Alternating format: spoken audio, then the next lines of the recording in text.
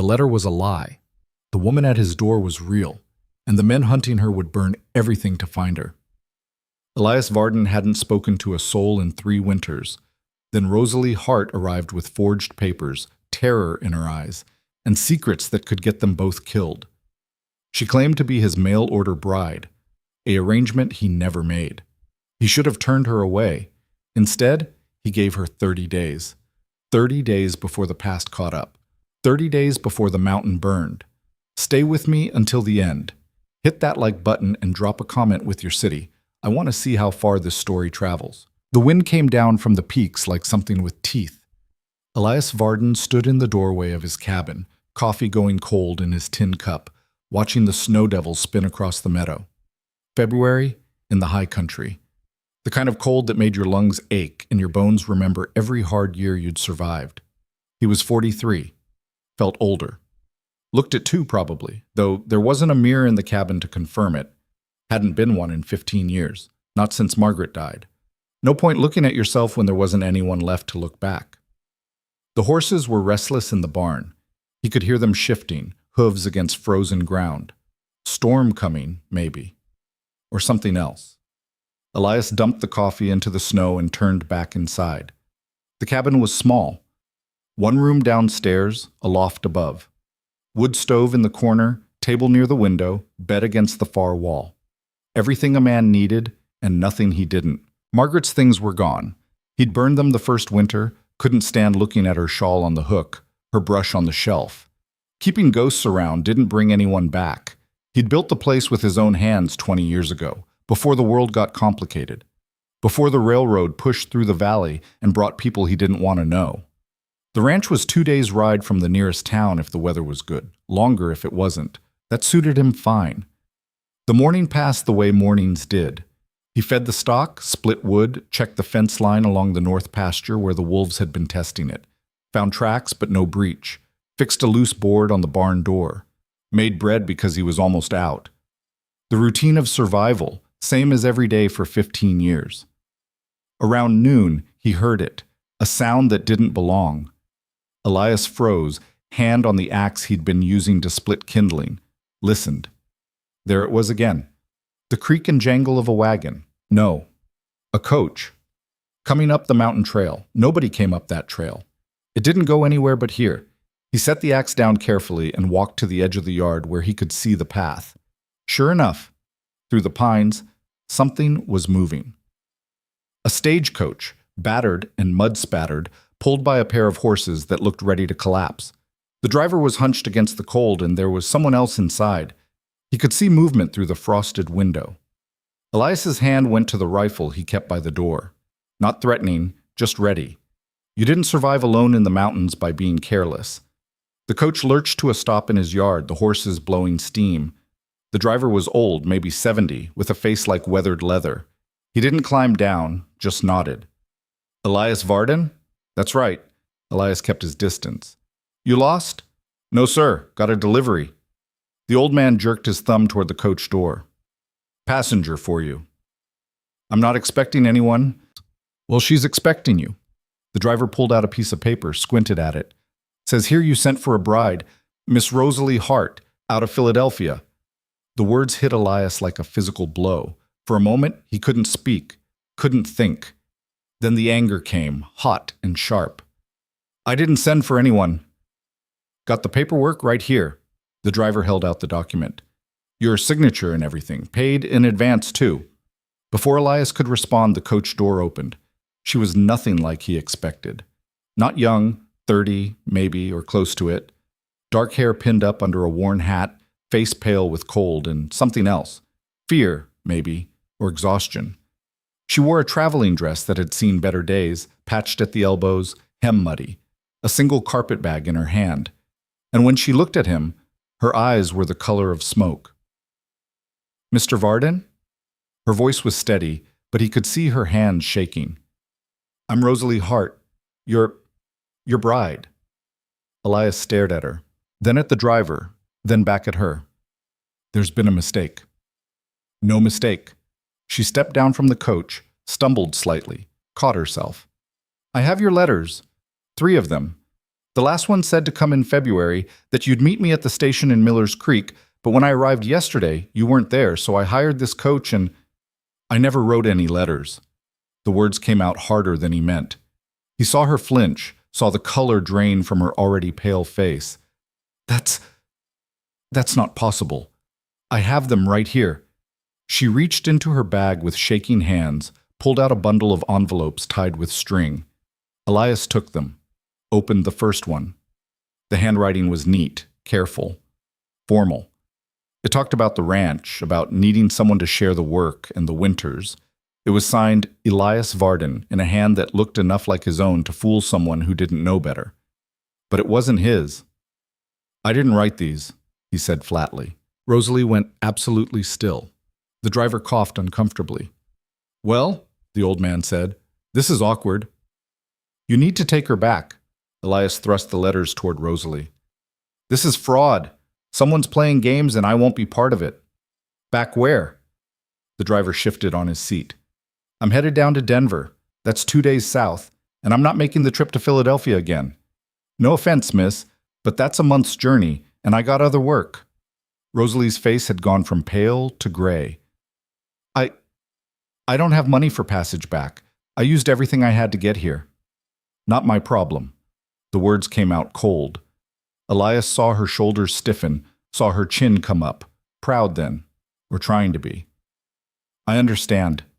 Her voice was quieter now. I apologize for the intrusion. If you could direct me to the nearest town, I'll find work, and nearest town's Miller's Creek. 2 days' ride in good weather. We got a storm coming. The driver looked at the sky. I can take you far as the junction, but that's still a day from anywhere. Elias felt something twist in his chest. Anger, yes, but something else. The woman was standing in his yard with one bag and no money, about to be dumped at a crossroads in the middle of a February storm. Not his problem, he'd made that clear.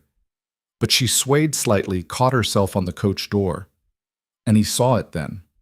The exhaustion that went bone deep, the kind that came from running too long on too little. How long since you ate? The question came out before he could stop it. Rosalie blinked.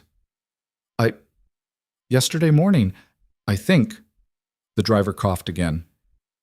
She didn't have money for meals at the way stations. I gave her some hardtack, but Elias closed his eyes, breathed out hard. 3 days? He said. What? You can stay 3 days. Storm will pass by then. I'll take you down to Miller's Creek myself, give you enough for a stage ticket east. Rosalie stared at him. Why would you do that? Because I'm not leaving you to freeze at a crossroads. He turned to the driver. That settles it. You can go. The old man didn't need to be told twice. He touched his hat, snapped the reins, and the coach lurched away down the trail. The sound of it faded fast, leaving just the wind and the silence. Elias looked at the woman standing in his yard. She looked back. Neither spoke for a long moment. Finally, Rosalie said, "Thank you." He grunted. "Don't thank me yet. Come on, you look like you're about to fall over." The cabin was warm after the cold outside.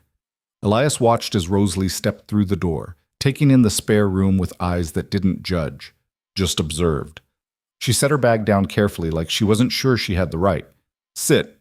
He pointed to the chair by the stove. "I'll make food. I can help?" "Sit." She sat. Elias moved around the kitchen with the efficiency of long practice. Bread, butter, venison stew from yesterday, still warm on the back of the stove. He filled a bowl, poured coffee, set both in front of her. Rosalie looked at the food like she couldn't quite believe it was real. Then she picked up the spoon and ate. Not fast, not greedy. Careful. Like someone who'd learned not to take anything for granted. He leaned against the counter and watched. Tried to make sense of it. Someone had forged his name. Written letters convincing enough to bring a woman halfway across the country. But why? What did anyone gain from this? "The letters," he said abruptly. "How did you get them?" Rosalie paused, spoon halfway to her mouth. Set it down. "They came to the boarding house where I lived, Philadelphia. The first one arrived in October." "What did it say?" "That you were a rancher in Colorado, that you'd lost your wife and needed someone to help manage the household, that you were looking for a partnership, someone steady. She met his eyes. It was honest, or I thought it was. It didn't make promises it couldn't keep. And you just came? Based on letters from a stranger? Yes. The simplicity of the answer surprised him. He'd expected excuses, explanations. Instead, she just sat there, calm despite everything. Why? He asked. Rosalie was quiet for a moment. Then she said, because staying in Philadelphia wasn't an option anymore. There was something in her voice. Not evasion exactly, but a door closing. Elias let it go. For now. Someone went to a lot of trouble, he said, forging my handwriting, paying for your passage. That doesn't happen by accident. No. Rosalie picked up her coffee, wrapped both hands around the cup like she was trying to absorb the warmth. It doesn't. You have enemies? I don't know. Maybe. She looked at him then, really looked. Do you? The question caught him off guard. He thought about it. 15 years alone meant 15 years of not making enemies, or friends, or anything else. No, he said finally. Not anymore. Then this doesn't make sense. No, it doesn't. They sat in silence. Outside, the wind picked up, rattling the shutters. The storm was coming in faster than he'd thought. Rosalie finished her stew, every bite. She didn't ask for more, but Elias could see she was still hungry. He refilled the bowl without asking. This time, she didn't protest. The loft, he said when she was done. You can sleep up there. There's blankets. It's warmer than down here at night. Where will you sleep? Down here, like always. I don't want to take your bed. It's not my bed. I sleep by the stove. He gestured to the pile of furs in the corner. Been doing it for years. Warmer. Rosalie looked like she wanted to argue, but she was too tired. She just nodded. Thank you, she said again. Elias turned away. 3 days, then you're gone. I understand. He didn't believe her, but he let it stand. That night, Elias lay by the stove and listened to the wind howl. Above him, he could hear Rosalie shifting in the loft, settling into an unfamiliar space. She didn't sleep. He could tell by the way the boards creaked, the small sounds of someone trying to be quiet. He didn't sleep either. His mind kept circling back to the letters, to the careful forgery, to the fact that someone had known enough about him to make the correspondence believable. That meant someone close, or someone who'd done their research. The list of people who knew him well enough was short, too short. Most of them were dead, except one. Thomas Brennan. The name hit him like a punch.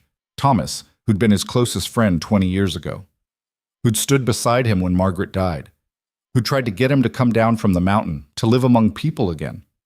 Thomas, who he'd finally told to leave him alone, who he hadn't spoken to in over a decade. Thomas, who lived in Miller's Creek and ran the general store. Thomas, who had access to paper and ink and knew Elias's handwriting from years of correspondence. Damn it, Elias muttered. Above him, Rosalie went still. Then, quietly, Are you all right? Fine. Go to sleep. I can't. He rolled over, looked up at the dark loft. Why not? A long pause, then, Because I don't know what happens when the 3 days are up. Elias closed his eyes. That made 2 of them. The storm hit before dawn. Elias woke to the sound of wind screaming down from the peaks and snow hammering against the walls. He got up, fed the stove, made coffee. By the time Rosalie climbed down from the loft, the world outside had turned white. Good morning, she said. He grunted in response, handed her coffee. She took it, moved to the window, looked out at the whiteout conditions. Didn't say anything, but he could see her shoulders tighten. Storm will last 2 days, maybe 3, Elias said. Then another day for the pass to clear. Can't get you down the mountain until then. So I'm here longer than 3 days. Looks like.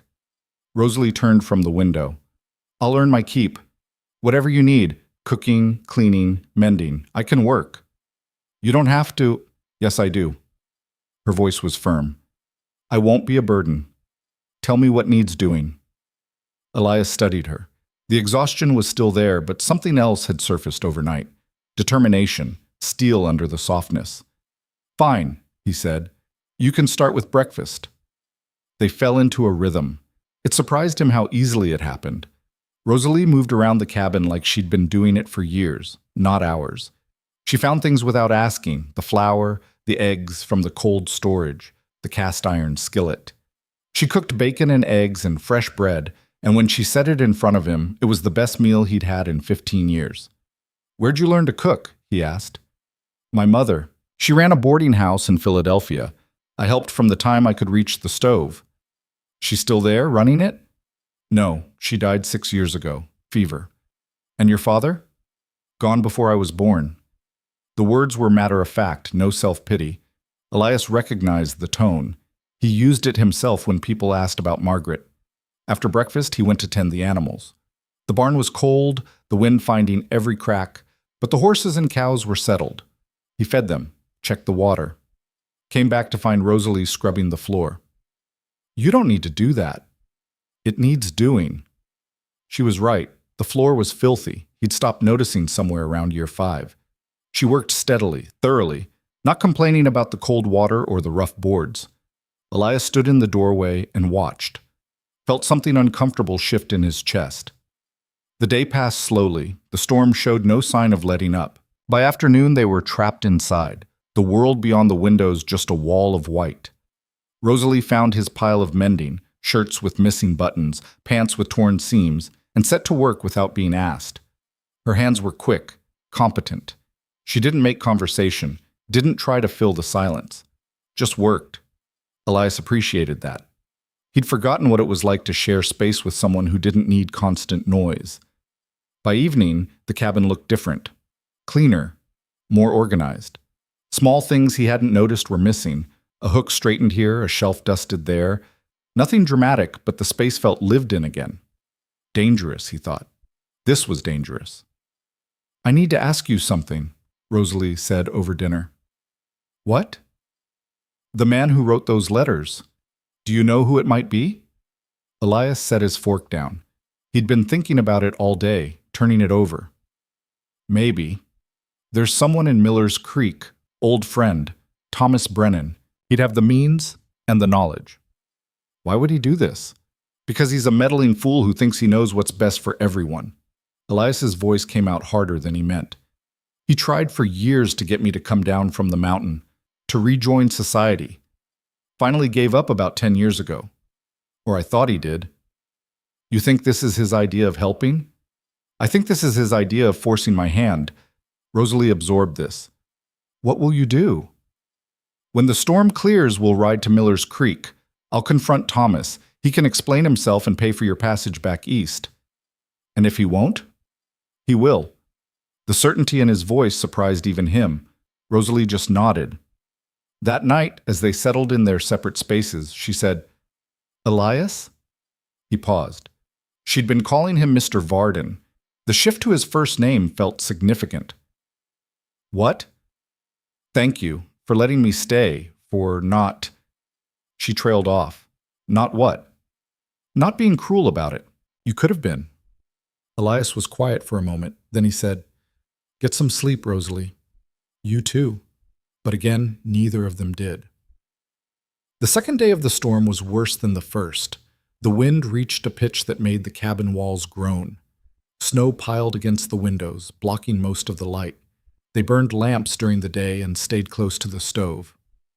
Rosalie made stew, baked bread, found his small library, a dozen books, mostly practical, some poetry Margaret had loved, and asked if she could read. "Help yourself." She chose the poetry, sat by the window with the lamp, reading silently while Elias worked on repairing a harness. He caught himself watching her instead of working, the way she held the book, careful with the worn pages, the way her lips moved slightly as she read. "What?" she said, not looking up. "Nothing. You're staring." "Sorry." She smiled slightly, first real smile he'd seen from her. It changed her whole face. "I don't mind," she said. "Just curious why." Elias looked down at the leather in his hands. "Been a long time since anyone was here, that's all." 15 years? How'd you know that? The letters mentioned it, that your wife died 15 years ago. He nodded, didn't elaborate. Rosalie closed the book. Do you want to talk about her? No. All right. She went back to reading, didn't push, and somehow that made it easier. Her name was Margaret, Elias heard himself say. We had 2 years together. Then she got sick, consumption. Took her in 3 months. Rosalie looked up, didn't say she was sorry, just listened. We'd built this place together, had plans, children eventually. A real ranch, not just a cabin and a few animals. He set the harness aside. After she died, I couldn't leave. Felt like leaving would mean she was really gone. So I stayed. That's not foolish, Rosalie said quietly. Thomas thought it was. Everyone did. Said I was wasting my life hiding from the world. Were you? Elias looked at her. Yes, but it was my life to waste. And now? Now a stranger sitting in my cabin because someone thought they knew better than me what I needed. Rosalie flinched slightly. I'm sorry. You didn't do anything wrong.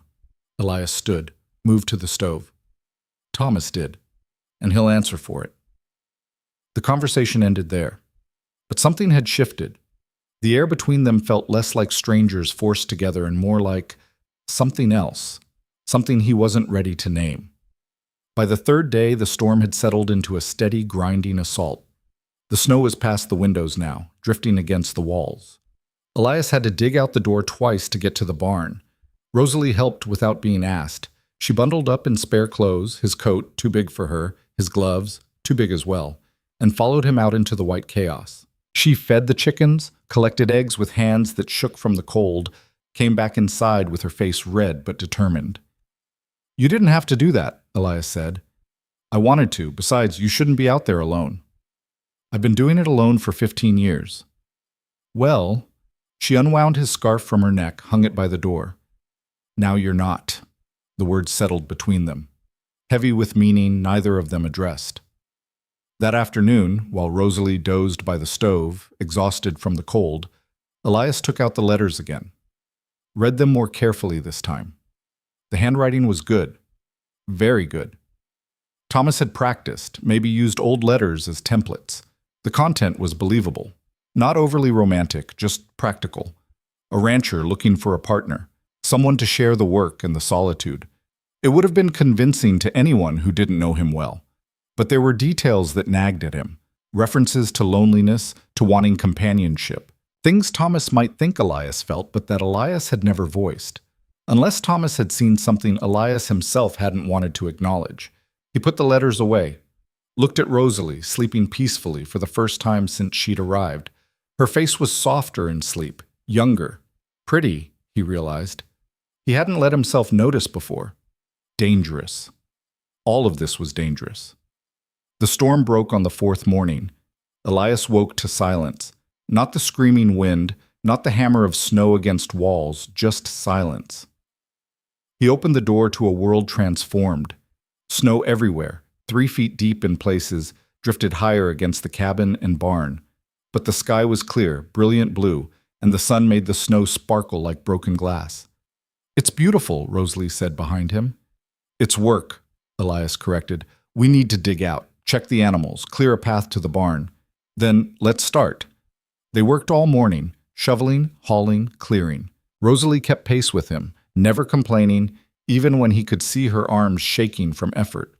By noon, they had a path to the barn, and the animals were fed and watered. Path should be clear in 2 days, Elias said over lunch. Maybe 3. Rosalie nodded, didn't look at him. Then we'll go to Miller's Creek. That was the plan. Yes. Silence. Then, Rosalie, I should tell you something. She set down her spoon. About Philadelphia. About why I left. Elias waited. There was a man, powerful, wealthy. He took an interest in me. She spoke carefully, like each word cost her. I worked in his house, housekeeper. He made advances. I refused. He didn't like that. Did he hurt you? He tried. I ran. But he has connections, resources. If I'd stayed, she looked up. I don't know what would have happened, but the letters arrived like an answer, a way out. So I took it. Elias felt anger kindle in his gut, cold, sharp anger. What's his name?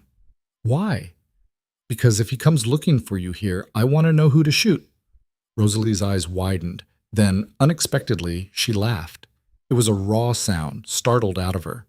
His name is Harrison Vale. He won't come here. He wouldn't dirty his hands with a place like this.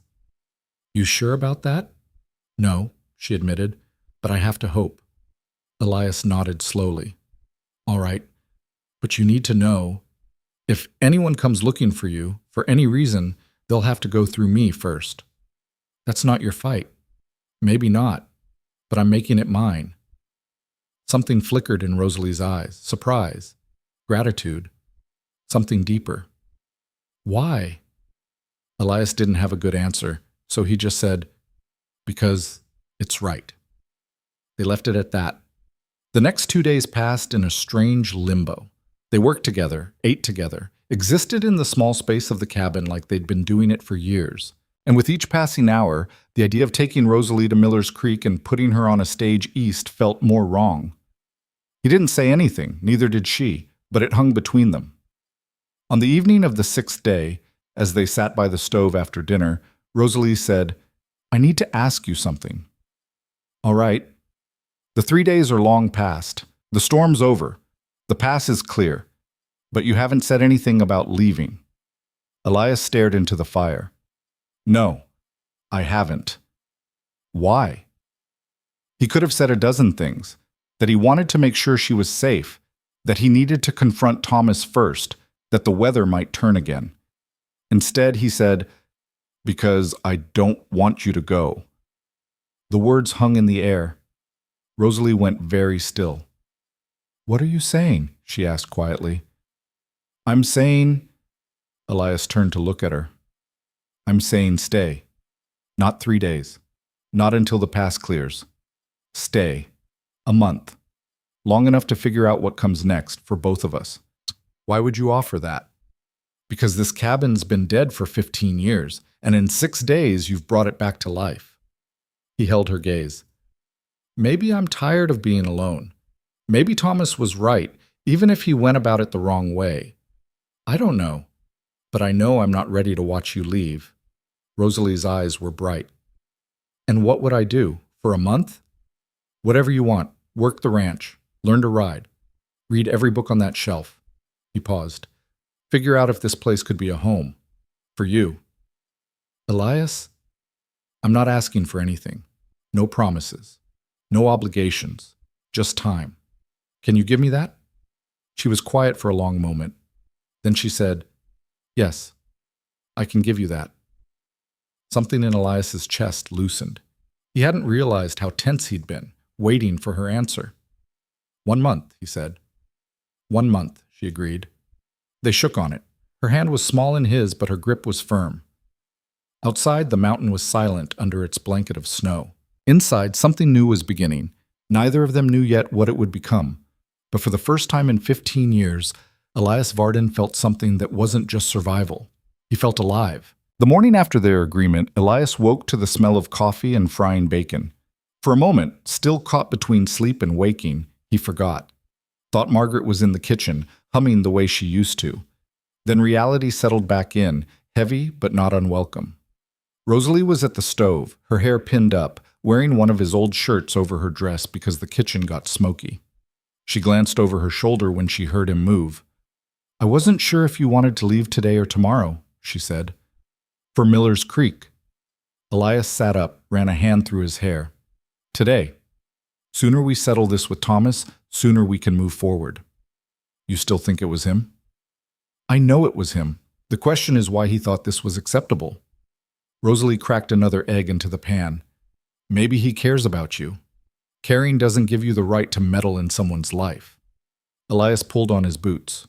Caring means respecting their choices, even when you don't agree with them. Is that what you did for 15 years?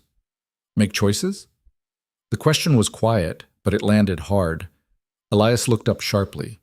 Rosalie wasn't looking at him, focused on the eggs, but there was tension in her shoulders. What's that supposed to mean? I'm not trying to pick a fight. I'm just asking. She slid the eggs onto plates, brought them to the table.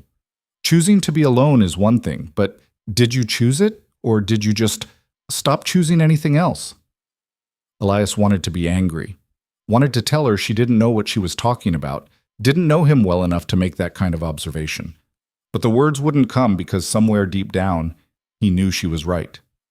Eat your breakfast, he said instead. Rosalie sat down across from him. I'm sorry, that wasn't fair. No, it was fair, just hard to hear. He picked up his fork. We'll deal with Thomas today, then we figure out the rest. They ate in silence, but it wasn't uncomfortable. Just two people sitting with difficult truths. The ride to Miller's Creek took most of the day. The pass was clear, but the snow was deep in places, and they had to lead the horses through the worst of it. Rosalie rode one of his gentler mares, and though she admitted she hadn't been on a horse in years, she managed well enough. You're better at this than you said, Elias observed as they picked their way down a rocky stretch. I didn't say I couldn't ride, just that it had been a while. Rosalie adjusted her seat. My mother's boarding house had a stable. I learned young. What made you stop? Life got busier. Work took over. Then she died and I sold the boarding house and moved to a smaller place. No room for horses in the city. You miss it? Sometimes. I missed a lot of things. She looked around at the mountains, the endless white peaks against blue sky. But I didn't realize how much until I got here. They rode in silence for a while. Then Rosalie said, What will you do if Thomas admits it? If he says he forged those letters? Make him understand he can't do it again, to me or anyone else. And then? Then he pays for your return ticket and we go home. Home, Rosalie repeated softly. Is that what the ranch is now, for me? Elias glanced at her. For the next month, yes. After that, he shrugged. We'll see. Miller's Creek appeared in the valley below around mid-afternoon. It was bigger than Elias remembered, more buildings, more people. The railroad had brought commerce, and commerce had brought growth. He didn't like it. They rode down the main street, drawing stares. Elias ignored them. Let people look. Let them wonder. He'd stopped caring about town gossip 15 years ago. Thomas Brennan's general store sat on the corner of Main and Pine, a two-story building with a broad front porch. Elias tied the horses and helped Rosalie down. She looked nervous. You don't have to come in, he said. Yes, I do. This involves me too. He couldn't argue with that. They climbed the steps together. The store was warm, crowded with goods on every shelf. Canned food, fabric, tools, everything a person might need, and behind the counter, looking exactly as he had 10 years ago, was Thomas Brennan. Thomas looked up when the door opened. His face went from welcoming shopkeeper to shocked recognition in half a heartbeat. Elias? Thomas. What are you doing here? Thomas came around the counter, wiping his hands on his apron. He was shorter than Elias, rounder, with thinning hair and kind eyes. Eyes that kept darting to Rosalie. And who's this? You know damn well who this is, Elias said quietly. Don't you? Thomas's face went pale. Elias, I can explain. Save it. Not here. You have an office? In the back, but good. Lead the way. Thomas hesitated, then nodded. He called to his assistant to mind the store and led them through a door behind the counter into a small, cluttered office. Papers everywhere, ledgers stacked high, a desk barely visible under the mess. Elias shut the door, turned to face his old friend. Why? He asked. Single word, all the anger and confusion behind it. Thomas sank into his chair like his legs wouldn't hold him anymore. I was trying to help. By forging my handwriting? By lying to a woman and dragging her across the country? I didn't lie about everything, just some things. Thomas looked at Rosalie. I'm sorry, miss. Truly. I thought it would work out better than this. Better how? Rosalie's voice was steady, but Elias could hear the edge in it. I spent everything I had on a journey to meet a man who didn't want me. How exactly was that supposed to work out well? Because I thought once you got here, once Elias saw you, he'd realize. Thomas trailed off, shaking his head. I'm a fool. I know that now. You think? Elias leaned against the desk. Thomas, we were friends once. You stood by me when Margaret died. That's the only reason I'm not dragging you to the sheriff right now. But you need to explain, all of it, why you thought this was acceptable. Thomas was quiet for a long moment. Then he said, Do you know what people say about you in town? I don't care what people say. I know you don't, but I do, because I'm the one who has to listen to it. They call you the ghost of the mountain. They say you went mad with grief. They take bets on whether you're even still alive up there. Thomas's voice cracked. And I know it's not true, but Elias, I've seen you maybe 3 times in 10 years. Each time you came to town, you looked worse, thinner, quieter, more gone. That was my choice. Was it? Or were you just too tired to choose anything else? Thomas looked at him. I was worried you'd die up there alone. No one to find you until spring, so I took matters into my own hands. The silence that followed was heavy. Finally, Rosalie said, How did you find me?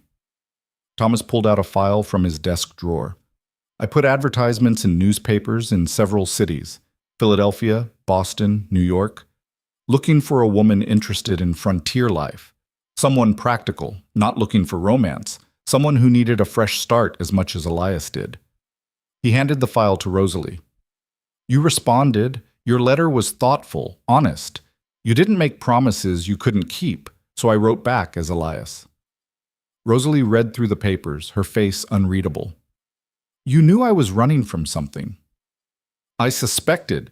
The way you wrote, what you didn't say, I thought maybe... Thomas looked between them. I thought maybe 2 people who'd been hurt could help each other heal.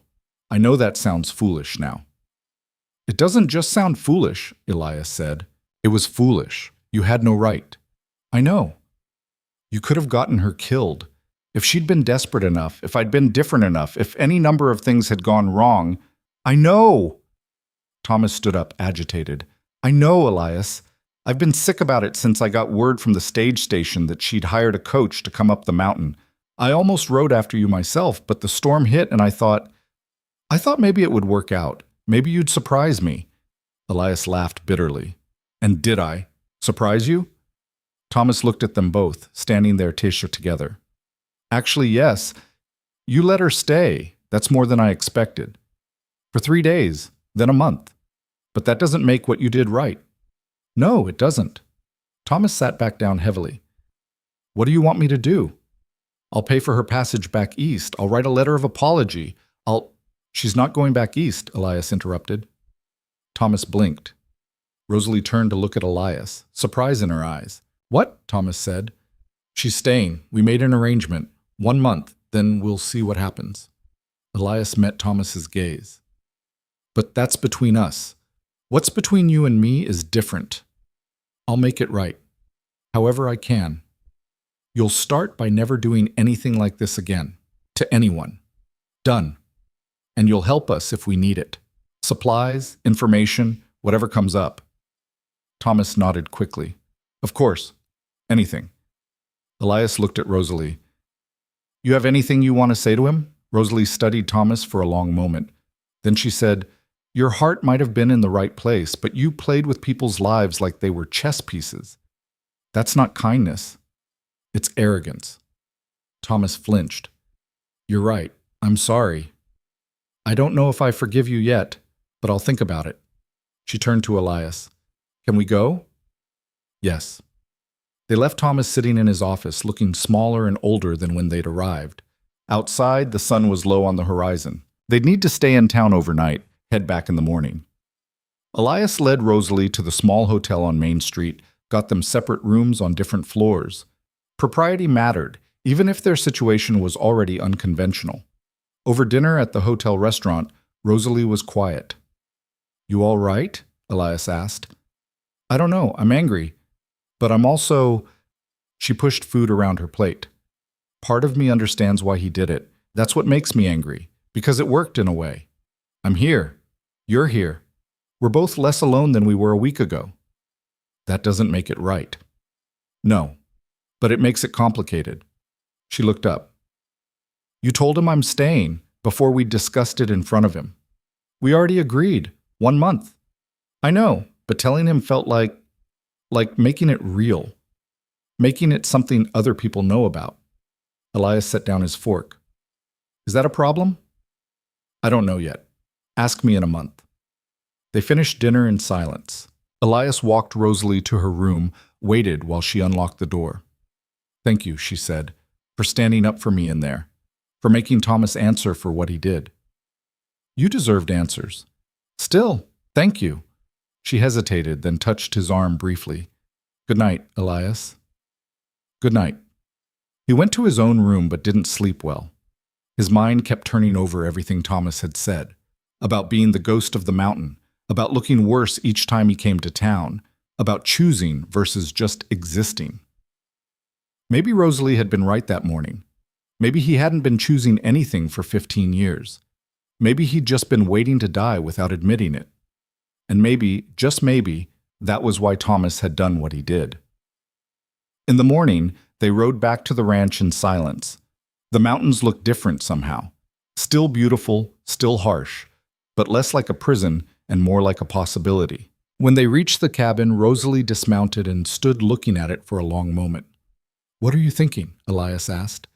That this is the strangest situation I've ever been in, and maybe exactly where I need to be. For a month. For a month, she agreed. They settled back into the rhythm they'd found during the storm. Rosalie cooked and cleaned, mended and organized. Elias worked the ranch, fed the stock, made repairs. In the evenings, they ate together, read, sometimes talked, but something had shifted after Miller's Creek. They were more careful with each other, more aware, as if acknowledging the arrangement out loud had made it fragile. A week passed, then 2. Rosalie learned to ride better, started helping Elias with the outdoor work. She had good instincts with the animals, a gentle way that put them at ease. She also had stamina he hadn't expected. She could work a full day without complaint, come inside exhausted but satisfied. You're tougher than you look, he said one evening. I had to be. Life didn't give me the option of being soft. Tell me about Philadelphia. The boarding house. Rosalie was quiet, stirring the pot of stew on the stove. What do you want to know? Whatever you want to tell me. She considered this. It was hard work, 16 rooms, always full. Miners, railroad workers, salesmen, everyone passing through, no one staying. My mother ran it like clockwork. I learned from her. And after she died? I tried to keep it going, but I couldn't manage alone. The debts were too high, so I sold it, moved to a smaller place, took work where I could find it. She paused. That's how I ended up working for Harrison Vale. Elias tensed at the name. You don't have to talk about him. Maybe I should. You're letting me stay here, putting yourself at risk if he ever finds out where I went. You deserve to know what you're up against. All right, tell me. Rosalie brought the stew to the table, sat down across from him. Harrison Vale owns half of Philadelphia. Shipping, railroads, real estate. He's untouchable. Has politicians in his pocket, police on his payroll. When he wants something, he gets it. He wanted you. Yes. I worked in his house for 3 months. At first it was just work. Then he started paying attention. Comments. Inappropriate questions. Then he started finding excuses to be alone with me. Her hands tightened on her spoon. I tried to quit. He said if I left, he'd make sure I never found work in Philadelphia again. That he'd ruin me. So you ran. So I ran. When Thomas's letters arrived, they felt like a lifeline, a way out that Vale couldn't follow. And you don't think he'd come after you? I don't know. Men like him, they have pride. If he thinks I defied him, he might make an example. But I'm also just a housekeeper. Maybe I'm not worth the trouble. Elias reached across the table, covered her hand with his. You're worth more than you know. Rosalie looked at their joined hands, then up at him. Something passed between them, unspoken but real. Thank you, she whispered. They sat like that for a moment. Then Elias pulled back, suddenly aware of the line they were approaching. Eat, he said gruffly. Food's getting cold. But that night, lying by the stove, he couldn't stop thinking about her hand in his. How right it had felt. How dangerous that was.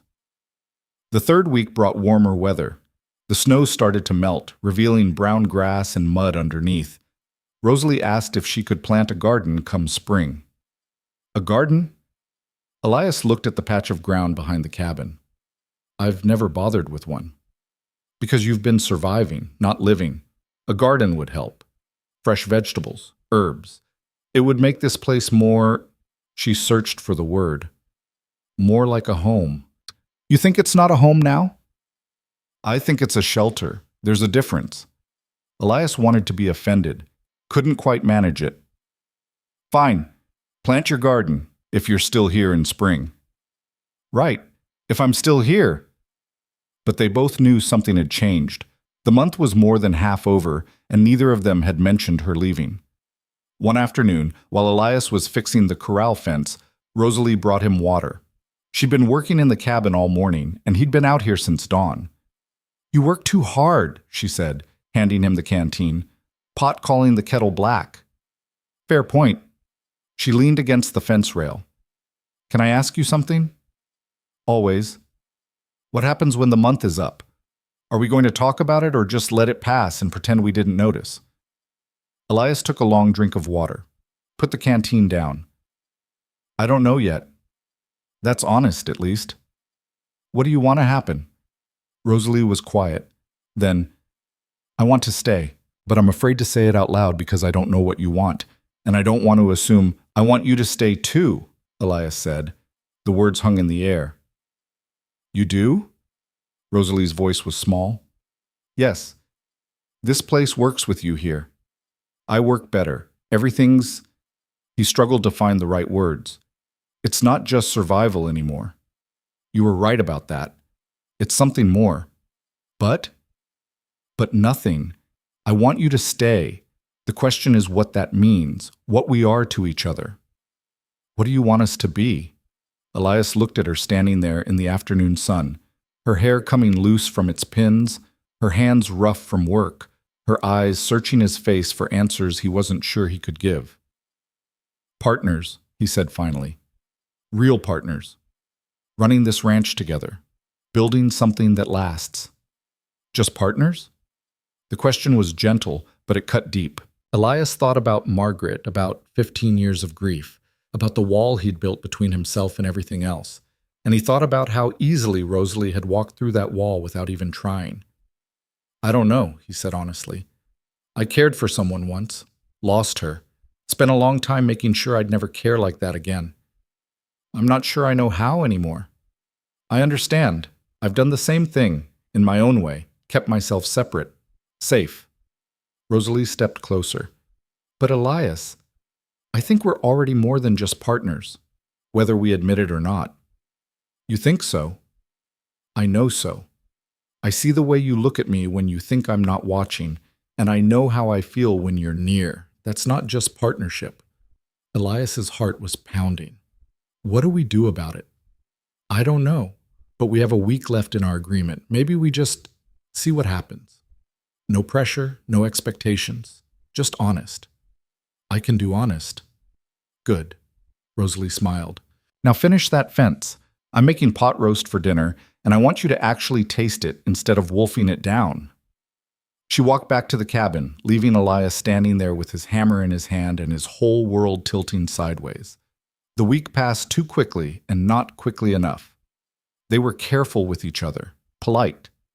But the awareness was there, humming under every interaction. Hands brushing when they passed dishes, eyes meeting across the room. Small moments that added up to something neither was ready to name. On the last day of the month, Elias woke before dawn. Lay there listening to Rosalie move around upstairs, getting ready for the day. Their month was up. They needed to talk, to decide. He got up, made coffee, waited. When Rosalie came down, she looked nervous. Morning. Morning. So, she said, today's the day. Yeah. We should probably talk about what happens next. Probably. They stood there in awkward silence. Then at the same moment, they both started laughing. We're terrible at this, Rosalie said. The worst, Elias agreed. All right. Let me start. I want you to stay. Not for another month. For as long as you want. We'll figure out the rest as we go. What about sleeping arrangements? I can't stay in your loft forever. Why not? It's your space now. And you'll stay down here? Unless you'd rather I didn't. Rosalie blushed. I'm not saying that. I'm just trying to understand what we're doing here. We're building something together. What it becomes. Elias moved closer. Maybe we don't need to define it yet. Maybe we just need to be honest about wanting it. I do want it. I want to stay. I want to build something with you. She looked up at him. But Elias, I need to know. If my past catches up to me, if Harrison Vale or anyone else comes looking, will you regret letting me stay? No. You sound very sure. I am. Whatever comes, we'll face it together. That's what partners do. Rosalie smiled, real and bright. Partners. Partners. They shook on it just like they had a month ago. But this time, Elias didn't let go right away. Neither did she. Thank you, she said softly, for giving me a chance, for seeing me as more than just the woman who showed up under false pretenses. Thank you for staying, for bringing this place back to life. They stood like that, hands joined, something fragile and new taking root between them. Outside, spring was coming. The snow was melting. Soon there would be green again, growth again, life again. And for the first time in 15 years, Elias Varden was ready for it. Spring arrived slowly in the high country, grudging and uncertain. The snow retreated into the shadows, leaving behind mud and exposed rock and the promise of green things to come. Rosalie planted her garden in early April, working the cold earth with determination that made Elias's chest ache to watch. You don't have to do this all yourself, he said, standing at the edge of the plot she'd marked out. I want to. She pushed hair out of her face, leaving a streak of dirt across her cheek. Besides, you're busy with the calving. I can handle vegetables. She was right. 3 of his cows had dropped calves in the past week, and 2 more were close. He spent his days in the pasture, his nights checking the barn. Rosalie brought him coffee in the pre-dawn cold, helped him pull a breached calf at 2 a.m. without flinching at the blood and mess. They were building something. He could feel it taking shape around them, solid and real. But there was still a careful distance between them. They worked together, ate together, existed in the same small space. But at night, Rosalie went to the loft and Elias stayed by the stove, and neither crossed that line. Sometimes he wanted to climb those stairs and tell her what he was feeling, wanted to close the gap that 15 years of grief had carved into him, but the fear was still there, cold and patient. The fear of losing someone again, the fear of letting himself care. So they existed in this strange middle ground, partners in everything but name, something more than friends, but less than lovers, building toward a future neither could quite see yet. 3 weeks into spring, Thomas rode up from Miller's Creek. Elias saw him coming from the north pasture, recognized the roan mare Thomas had owned for years. He met him in the yard, wary. Thomas. Elias. Thomas dismounted, looking uncomfortable. Is Miss Hart here? She's in the garden. Why? Because I need to talk to both of you. It's important. Rosalie must have heard voices. She came around the side of the cabin, wiping her hands on her apron, stopped when she saw Thomas. Mr. Brennan? Miss Hart, I'm sorry to intrude, but something's happened, something you need to know about. Elias felt his stomach drop. Come inside. They gathered around the table. Thomas looked like he'd aged 10 years since Elias had seen him last. His hands shook slightly as he pulled papers from his saddlebag. 3 days ago, a man came into my store. Well-dressed, Eastern accent. Said he was looking for someone. A woman who'd disappeared from Philadelphia about 2 months back. Rosalie went pale. What did he look like? Tall, maybe 40, dark hair going gray, expensive clothes, had 2 men with him, rough types. Hired muscle, I'd wager. Did he give a name?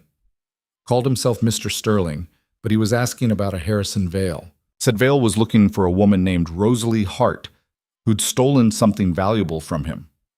I didn't steal anything, Rosalie said, but her voice was shaking. I know that, or I believe it anyway. Thomas looked at her with something like pity.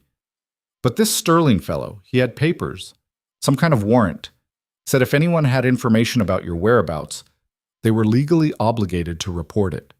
Elias's hand went flat on the table. What did you tell him? Nothing.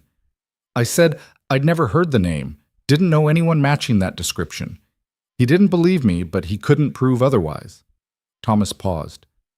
But Elias, he's asking around, showing a photograph. Someone's going to recognize her eventually. Too many people saw you two in town that day we talked. What kind of warrant? Rosalie asked quietly. Thomas slid the papers across the table. They were official-looking, stamped and signed. Accused Rosalie Hart of theft of personal property valued at $5,000. Demanded her return to Philadelphia for prosecution. It's a lie, Rosalie said. All of it. I never took anything from Vale. He's fabricating charges because I refused him. I believe you, Thomas said, but belief doesn't matter much against paperwork like this. Elias read through the warrant carefully. It was thorough, detailed, convincing. If you didn't know Rosalie, you'd believe every word. This Sterling, he said. He's still in Miller's Creek? Left yesterday. Said he was heading north, checking the mining camps and ranches. He'll work his way around. Eventually, he'll come here. Let him come. Elias, Rosalie started. Let him come, Elias repeated. We'll deal with it when it happens. Thomas shook his head. You don't understand. These aren't the kind of men you can just turn away. They have the law on their side, real or not. If they find her here, they can take her.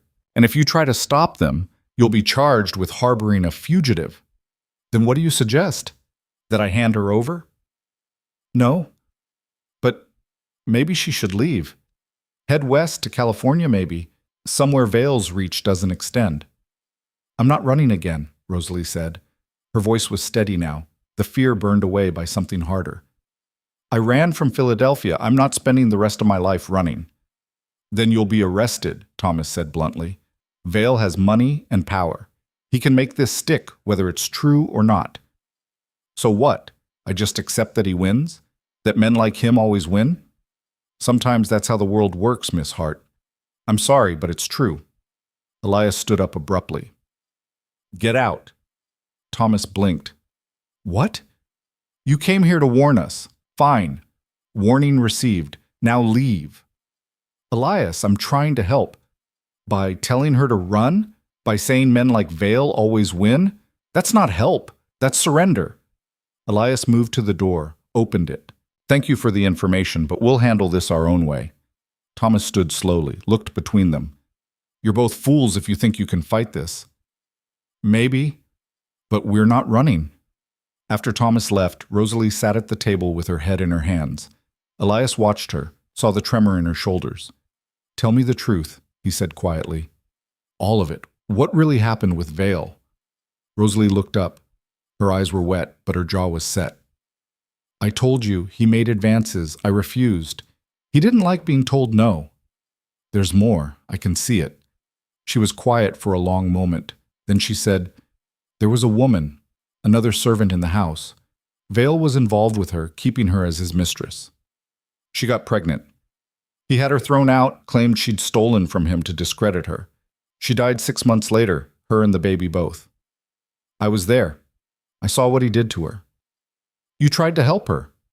I gave her money, what little I had, and I told her to go to the newspapers, to tell them what Vale had done. She was too afraid, but Vale found out I'd helped her. That's when he started targeting me. And now he's using the same playbook, accusing you of theft so no one will believe anything you say about him. Yes. Elias sat down across from her. We're not letting him win. How do we stop him? Thomas is right. Vale has money, power, the law on his side. The law is a tool, and tools can be used by anyone who knows how to hold them. Elias reached across the table, took her hand. We fight this, properly, with lawyers and evidence and the truth. That takes money we don't have. Then we'll find it, sell cattle if we have to, but we're not giving up and we're not running. Rosalie squeezed his hand. Why are you doing this?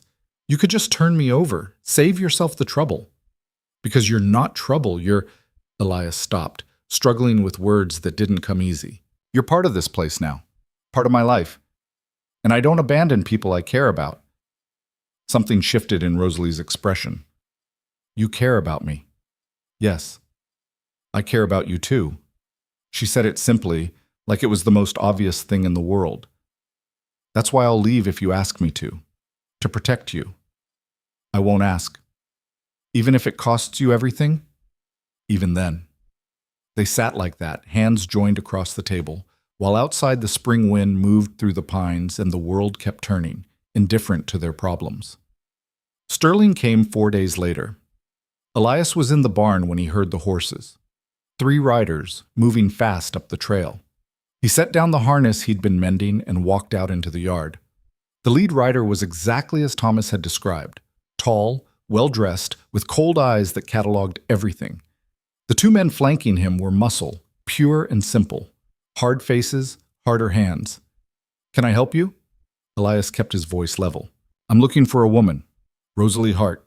Sterling's voice was educated, Eastern. I have reason to believe she's here. Who's asking? My name is Sterling.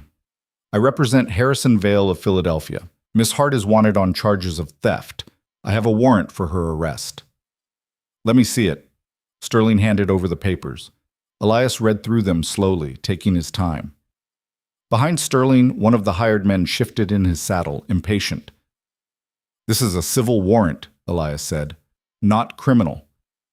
The charges are quite serious.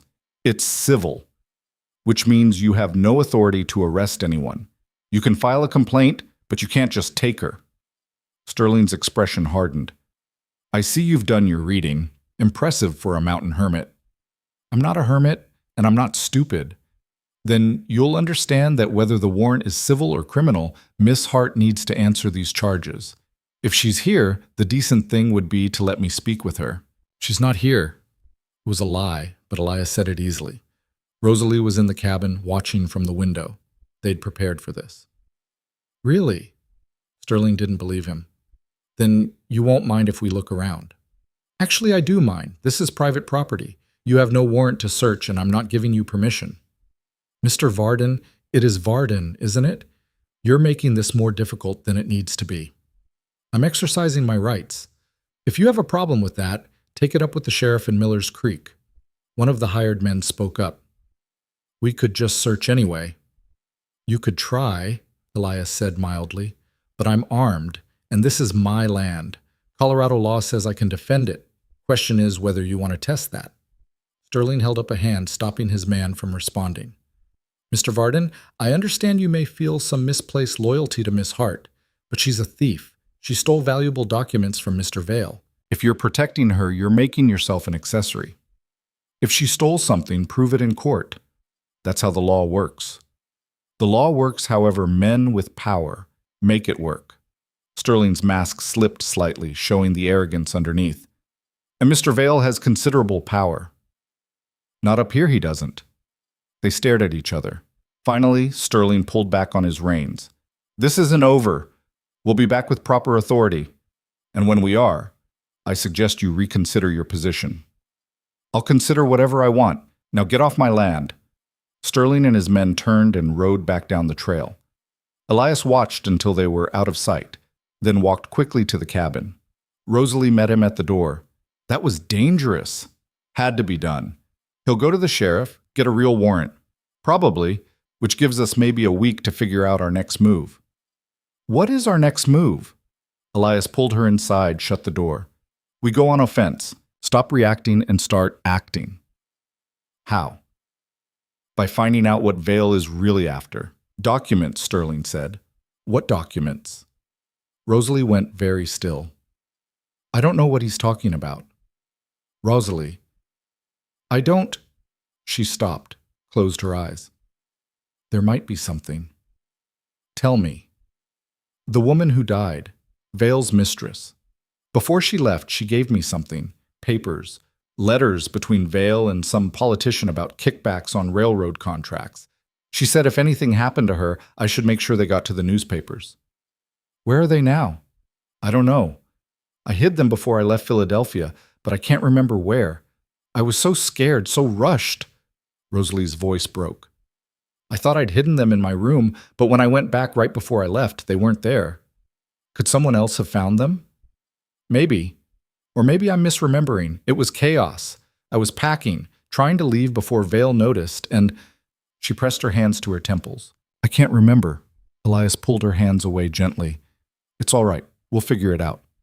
No, it's not all right. If Vale thinks I have those papers, he won't stop until he finds me. And if I don't actually have them, I can't even use them to bargain. Then we find out for sure. You said you hid them in your room. I think so, but I left 2 months ago. Someone else is probably living there now. We'll send someone to check. Thomas, maybe. He owes us. Elias, even if we find the papers, what good does it do? We can't prove they're real. Vale will just say I forged them. Not if we can authenticate them. Get the politician to confirm or find other evidence. Elias was thinking fast now, putting pieces together. Sterling said documents, plural. What if there's more than just the letters? What if the woman had other proof? I don't know. She never said. Did she have family? Anyone who might have kept her things after she died? Rosalie thought. A sister. In Baltimore, I think. She came for the funeral. Then we find the sister, see what she knows. That's a lot of moving parts. A lot that could go wrong. Yes, but doing nothing guarantees we lose. At least this way we have a chance. Rosalie looked at him for a long moment. Then she nodded. All right, we fight. We fight.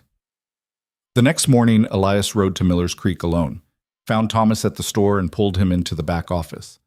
I need your help. Thomas looked wary. What kind of help?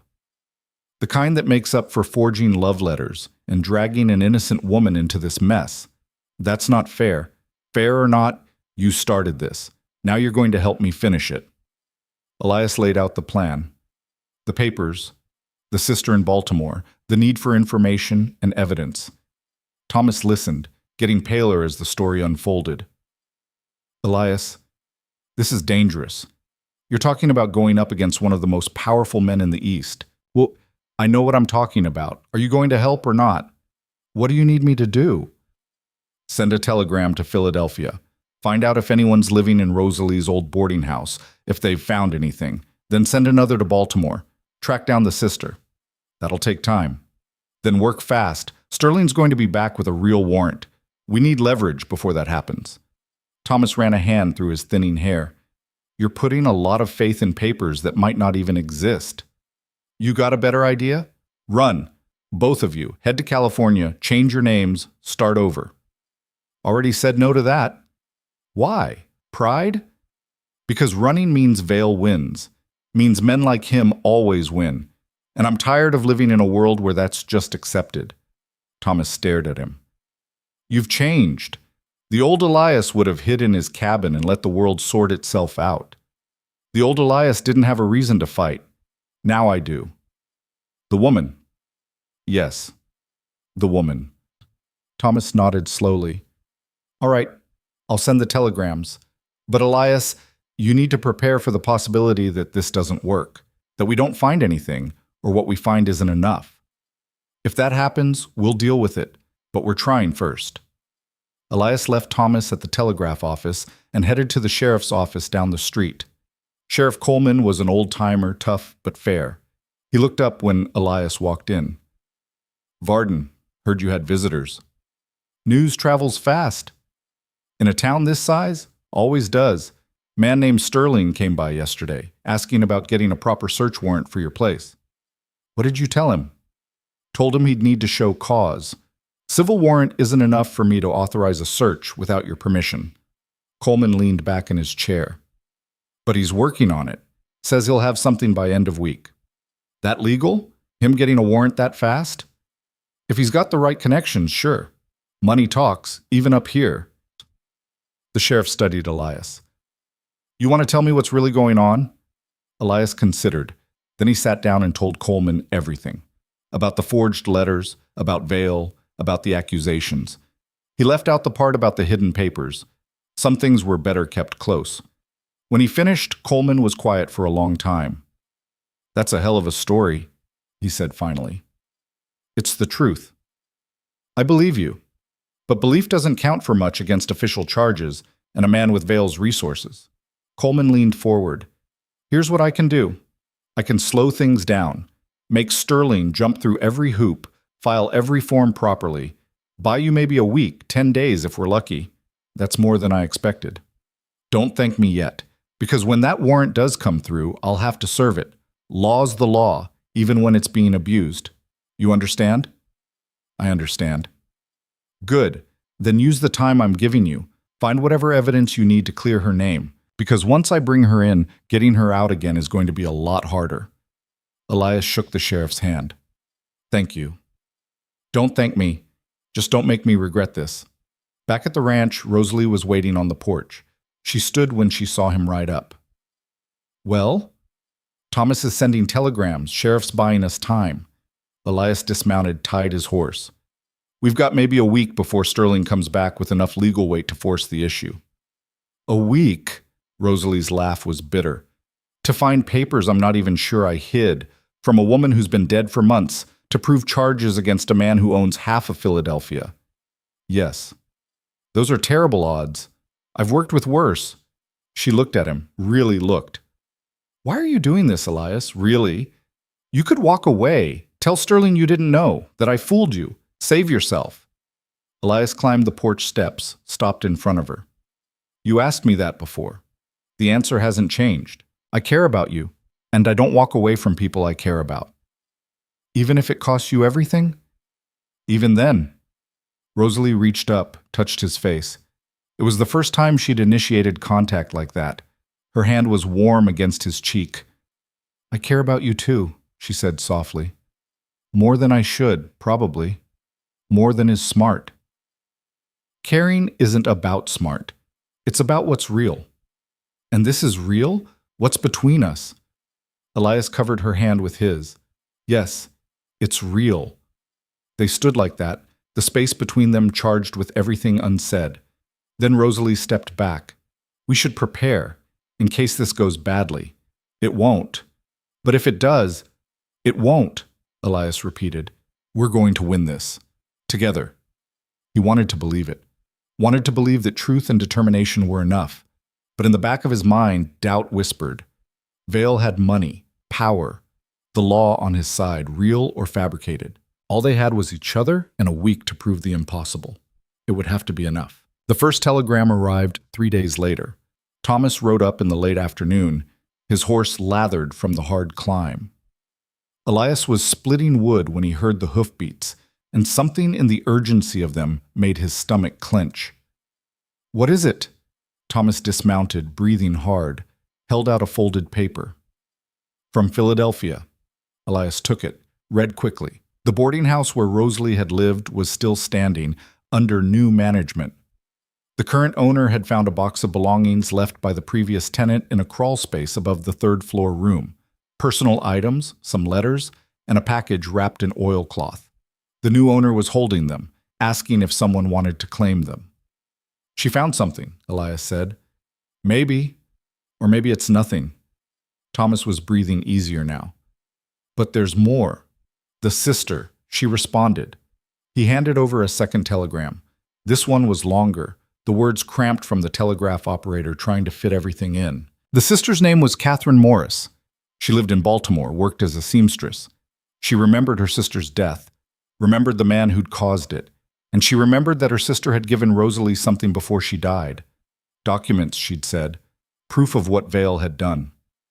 She wants to help, Thomas said. Says she'll testify if we can get her to Colorado. Elias read through the telegram again, making sure he understood. This could work. Could. That's a lot of weight on one word. Thomas wiped sweat from his forehead. Even if the papers are real, even if we get the sister here, Vale's lawyers will tear her apart. She's the sister of his dead mistress. They'll say she's bitter, lying for revenge. Then we need more than just her testimony. Like what? Elias thought hard. The politician, the one Vale was bribing. If we can get him to confirm the letters are real, he won't. He'd be incriminating himself. Not if we offer him a way out. Immunity in exchange for testimony. It's been done before. Thomas looked skeptical. You're talking about building a legal case from scratch in less than a week, With no lawyers, no resources, we have the truth. That's a start. The truth doesn't win cases. Evidence and money win cases. Then we find evidence, and we worry about money later. Rosalie appeared in the cabin doorway. What's happened? Elias handed her the telegrams, watched her face as she read, saw hope flicker and then harden into determination. The boarding house, she said quietly. I remember now. I hid them in the ceiling. There was a loose board above my bed. I thought if Vale came looking, he'd never think to check there. Smart. Maybe. Or maybe just desperate. She looked up. What do we do now? We send someone to Philadelphia to get those papers, fast, before Vale realizes they exist. I'll go, Thomas said. Both Elias and Rosalie turned to stare at him. What? Elias said. I'll go. I can take the train, be there in 4 days, back in another 4. That's faster than sending someone who doesn't know the city. Thomas, you don't have to. Yes, I do. This whole mess started because of me. I forged those letters, brought Miss Hart here, set all this in motion. The least I can do is help fix it. Elias studied his old friend, saw genuine remorse there and something else, determination. All right, he said finally, but you need to be careful. If Vale finds out what you're doing, he won't. I'll be just another traveler, just another face. I can do this. Thomas left within the hour, promising to send word as soon as he had the papers. After he was gone, the ranch felt too quiet. Elias and Rosalie moved through their work in a kind of suspended tension, waiting for news, for Sterling to return, for something to break. On the 4th day, Sterling came back. This time he had 6 men with him and a warrant signed by a federal judge. Sheriff Coleman rode with them, his face grim. Elias met them in the yard. Rosalie stayed inside, watching from the window like they'd agreed. Mr. Varden, Coleman said heavily, I'm sorry, but I have to serve this warrant. Elias took the paper, scanned it. It was thorough, legal, everything Coleman had warned it would be. A federal arrest warrant for Rosalie Hart on charges of theft and fraud. The judge had signed it yesterday in Denver. Sterling had worked fast. She's not here, Elias said. Sterling smiled coldly. Then you won't mind if we search. I do mind, but I assume you're going to anyway. We are. Sterling gestured to his men. Check the cabin and the outbuildings. Be thorough. Coleman caught Elias's arm as the men moved past. Don't do anything stupid, he said quietly. You can't win this fight with a gun. I'm not planning to. Good, because they're looking for an excuse. The search took 20 minutes. They went through everything, the cabin, the loft, the barn, even the root cellar. Rosalie had hidden in the woods an hour before, taking only a blanket and some food. She'd wait there until Elias gave the all clear. But Sterling's men were more thorough than Elias had expected. One of them found the fresh footprints leading from the cabin into the trees. Sir, the man called to Sterling, we've got a trail. Sterling's smile widened. Follow it. Wait, Elias said. You have a warrant to search my property, not to hunt on it. The warrant allows us to pursue the fugitive wherever she may be hiding on these premises.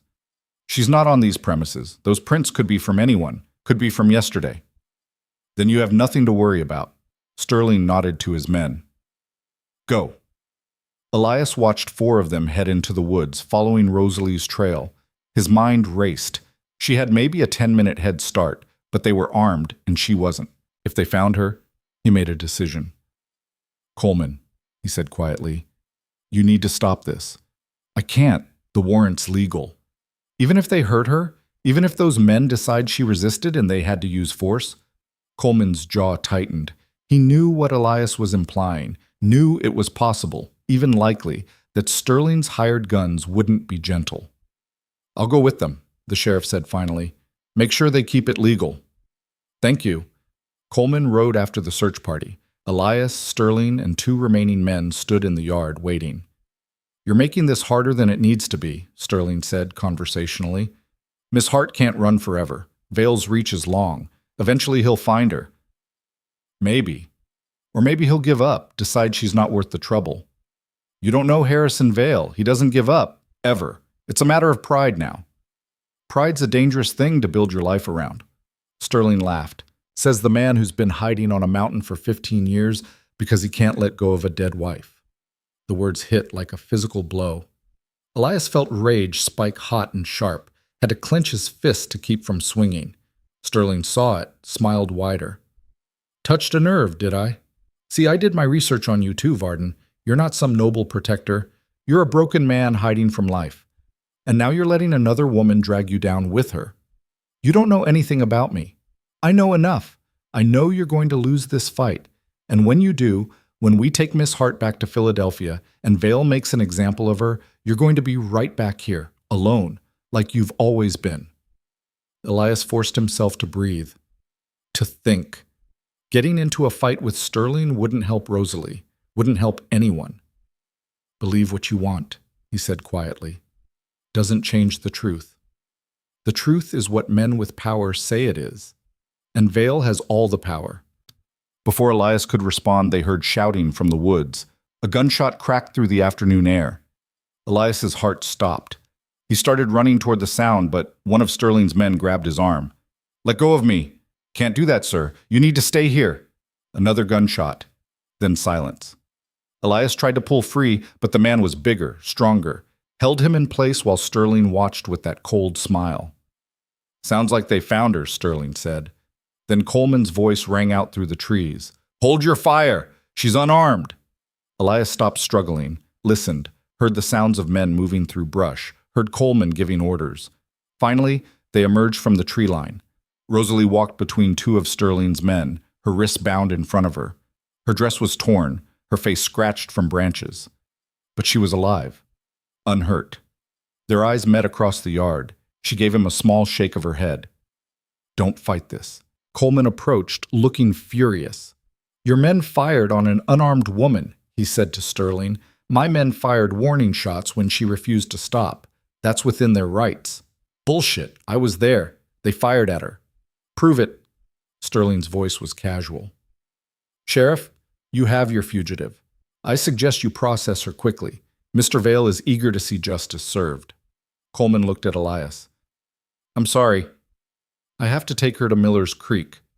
There'll be a hearing, probably tomorrow. I'm coming with you. That's your right. But Varden, don't do anything that'll get you arrested too. They put Rosalie on a horse, kept her hands bound. Elias saddled his own mount and rode alongside Coleman, keeping himself between Rosalie and Sterling's men. The ride to Miller's Creek was silent. Rosalie sat straight in her saddle, refusing to show weakness. Elias wanted to say something to her, to reassure her, but with Sterling's men listening to every word, he kept quiet. They reached town as the sun was setting. Coleman took Rosalie to the small jail behind his office, locked her in the single cell. It was clean, at least, with a cot and a blanket. I'll make sure she's fed, Coleman said to Elias, and I'll be here all night. No one's getting to her without going through me. When's the hearing? Tomorrow at 10. Judge Morrison presides. He's fair, but he'll follow the law. Even if the law is being manipulated? Even then, your job is to prove it's being manipulated. Coleman paused. You got a lawyer? No. Then get one. Tonight. Because come tomorrow morning, Sterling's going to have 3 lawyers from Denver, and if you walk in there with just your word against theirs, you'll lose. Elias nodded, looked past Coleman to where Rosalie sat on the cot, her face pale but composed. Can I talk to her? 5 minutes. Coleman stepped outside, giving them privacy. Elias moved to the cell bars. I'm sorry, Rosalie said quietly. I tried to lose them in the woods, but they were too fast. Not your fault. They were always going to find you. What happens now? We fight, like we planned. Thomas should be back from Philadelphia soon, if he has those papers. And if he doesn't? Elias gripped the bars. Then we tell the truth and hope it's enough. The truth isn't going to be enough. You heard Sterling, Vale's lawyers will destroy me. Then we make sure they don't get the chance. Elias looked at her hard. I need you to trust me. Can you do that? I've trusted you from the beginning. Good. Because I'm not letting you go. Not to Vale, not to anyone. Whatever it takes, we're getting you out of this. Rosalie stood, moved closer to the bars, reached through and touched his hand. Elias, if this goes badly, if I'm convicted, promise me you won't do anything stupid. Don't throw your life away trying to break me out or fight Vale. Promise me. I can't promise that. Please. I need to know that whatever happens, you'll be all right. I won't be all right, not without you. The words hung between them. Rosalie's eyes filled with tears. When did this happen? She whispered. When did we become this? I don't know. Somewhere between the storm and now. Somewhere between survival and living.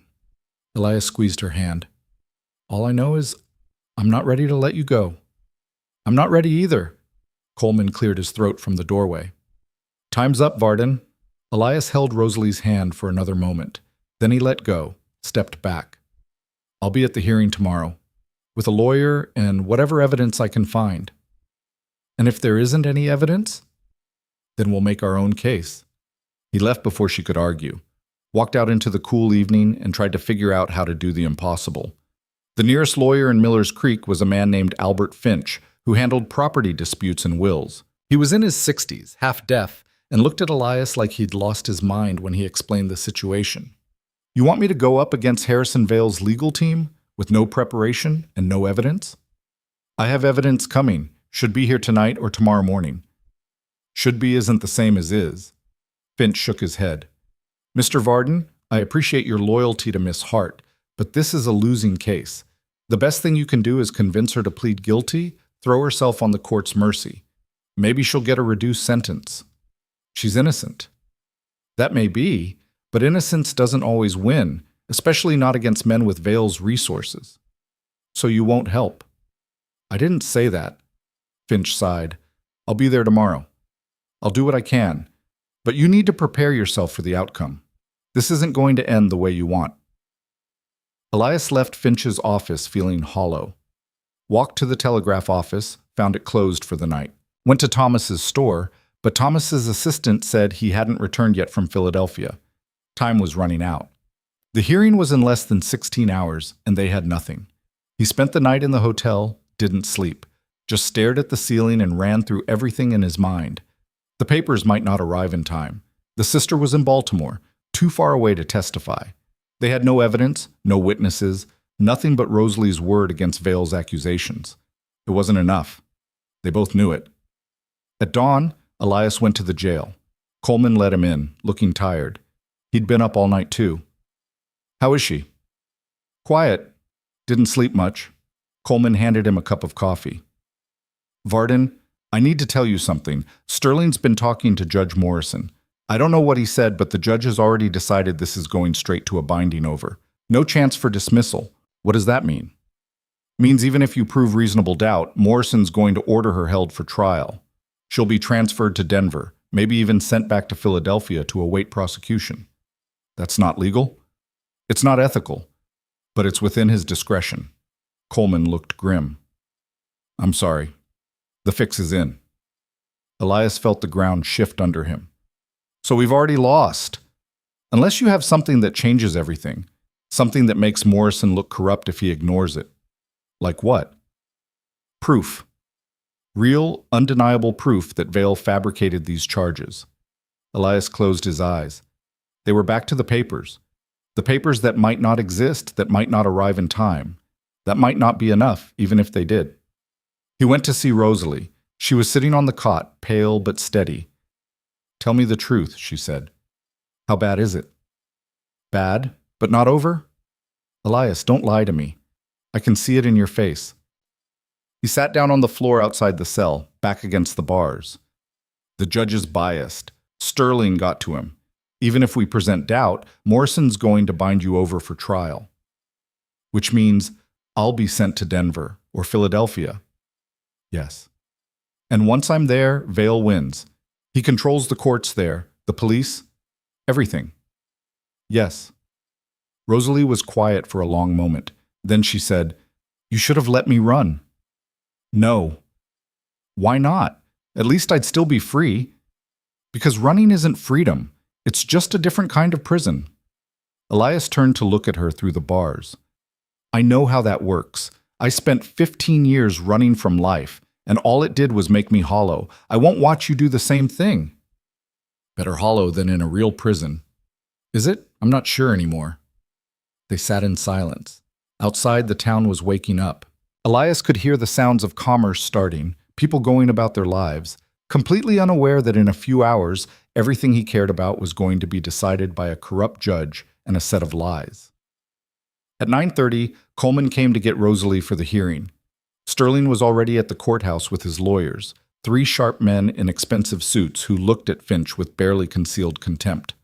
The courtroom was small, packed with curious townspeople who'd heard about the case. Elias sat in the front row. Rosalie sat at the defendant's table with Finch, her hands folded, her face expressionless. Judge Morrison entered at exactly 10. He was a large man, jowly and red-faced, with the look of someone who enjoyed his authority. "Let's proceed," he said without preamble. "Mr. Sterling, present your case." Sterling stood, laid out the charges smoothly, professionally. Theft of documents valued at $5,000. Fraud. Breach of trust. He presented the warrant, the affidavits from Vale, testimony from servants who claimed they'd seen Rosalie taking papers from Vale's office. It was all lies, but it was convincing lies, well documented, carefully constructed. Finch did his best. He questioned the witnesses, pointed out inconsistencies, argued that the evidence was circumstantial. But Morrison wasn't listening. Elias could see it in the judge's eyes. The decision was already made. "Your Honor," Finch said desperately, "I request a postponement. We're expecting evidence that will exonerate Miss Hart, but it hasn't arrived yet." Denied. We proceed with what's in front of us. Morrison looked at Rosalie. "Miss Hart, do you have anything to say in your defense?" Rosalie stood slowly. "I didn't steal anything from Harrison Vale. The documents he claims I took don't exist. Or if they do, they're evidence of his own crimes, not mine." "That's a serious accusation." "It's the truth.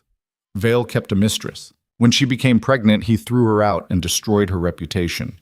She died because of what he did. The documents he's claiming I stole are proof of that, and of his illegal business dealings." One of Sterling's lawyers stood.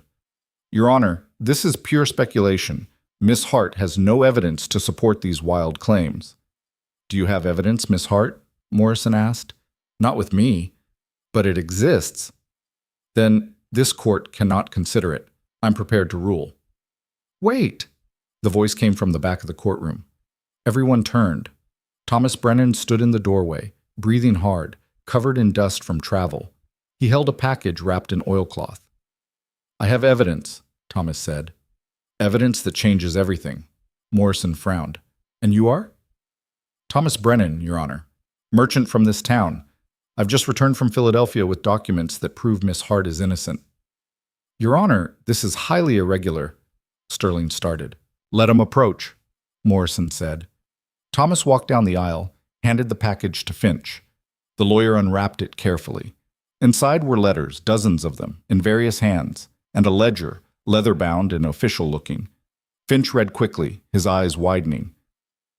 "Your Honor, these are letters between Harrison Vale and State Senator Richard Crawford discussing kickbacks on railroad contracts. The amounts total over $50,000. And this ledger shows the payments, all in Vale's hand." The courtroom erupted. Morrison banged his gavel. "Order!" "That's impossible," Sterling said, but his voice had lost its confidence. "Those documents are forgeries." "They're not forgeries," Thomas said loudly. "They were hidden by Vale's mistress before she died. She gave them to Miss Hart for safekeeping. Vale's been trying to get them back ever since because they prove he's a criminal." Morrison looked at the documents, then at Sterling. "Is this true?" "Of course not, mister. Vale is a respected businessman." "Then you won't mind if we authenticate these letters." Morrison turned to his clerk. "Send a telegram to Senator Crawford in Philadelphia. Ask him to confirm or deny the authenticity of these letters, and get me a handwriting expert." "Your Honor, that will take days." "Then we'll wait days. This case is postponed until we can verify these documents." Morrison looked at Rosalie. "Miss Hart, you're remanded to the custody of Sheriff Coleman pending the outcome of this investigation, but the charges are stayed until we determine the truth." "Your Honor, Mr. Vale will not stand for this." "I don't care what Mr. Vale will stand for. This is my courtroom. and I will not be party to false prosecution. Morrison stood. We're adjourned. Clerk, send that telegram immediately. The courtroom dissolved into chaos. Sterling and his lawyers huddled together, looking panicked. Coleman moved to take Rosalie back to the jail, but Morrison stopped him. Actually, Sheriff, given the circumstances, I'm inclined to release Miss Hart on her own recognizance. She's been living in Miller's Creek for months without incident. I see no flight risk. But, Your Honor, Sterling protested. Mr. Sterling, you and your client have a great deal to answer for. I suggest you wire Mr. Vale and tell him to prepare for some difficult questions. Morrison gathered his papers. Miss Hart, you're free to go, but don't leave the county. Elias was on his feet, moving toward Rosalie. She turned, saw him, and the relief on her face nearly broke him. They met in the aisle, and he didn't care who was watching. He pulled her into his arms, held her tight. It's over, he said into her hair. Not yet, but we're close. Thomas approached, looking exhausted but triumphant. Sorry I cut it so close. The train was delayed. You made it. That's what matters. Elias clasped his shoulder. Thank you. Don't thank me yet. Those documents are real, but we still have to prove Vale can't weasel out of this. But even as Thomas spoke, the clerk was returning from the telegraph office. He handed a message to Morrison, who read it and went pale. What is it? Finch asked. Morrison looked up. Senator Crawford is dead. Died 3 days ago in a fire at his office in Philadelphia. All his records were destroyed. The courtroom went silent. Convenient, Rosalie said quietly. Very convenient, Morrison agreed. Mr. Sterling, I'm going to need you to explain how your employer's co-conspirator died in a fire just days after Miss Hart was located. Sterling's face had gone white. I have no knowledge of any fire. Then you'd better get some knowledge quickly, because this looks like evidence destruction to me. And if Harrison Vale ordered that fire, he's guilty of far more than bribery. One of Sterling's lawyers leaned in, whispered urgently. Sterling nodded, then looked at Morrison. Your Honor, I need to consult with my client. May I request a recess? You may not. You'll answer my questions now, or I'll hold you in contempt. Morrison's voice was hard. Did Harrison Vale know about Senator Crawford's death before it happened? I can't answer that without consulting. That's answer enough. Morrison turned to Coleman. Sheriff, I want a full investigation into this fire. Contact the Philadelphia authorities, and I want Harrison Vale brought in for questioning. Your Honor, you can't. I can, and I will. This court will not be used to facilitate murder and evidence destruction. Morrison looked at Rosalie. Miss Hart, I apologize. It's clear now that you were the victim here, not the criminal. All charges are dismissed. The gavel came down with a crack that seemed to shake the room. Elias pulled Rosalie close again, felt her shaking against him. Not from fear this time, from relief. Around them, the courtroom was chaos. Sterling and his lawyers were trying to leave, but Coleman blocked them. Morrison was giving orders to his clerk. Thomas stood nearby, grinning like a fool.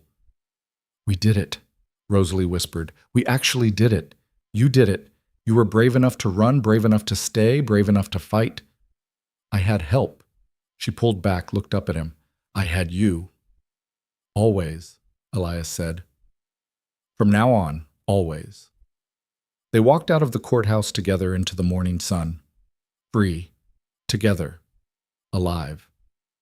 The fight wasn't completely over. There would be investigations, testimonies, legal wrangling, but the worst was past. Vale's power was broken. The truth was out. And somewhere on a mountain in Colorado, a garden was waiting to be tended. A cabin was waiting to be filled with life again. A future was waiting to be built. They rode home as the sun climbed higher, turning the snow-capped peaks to gold.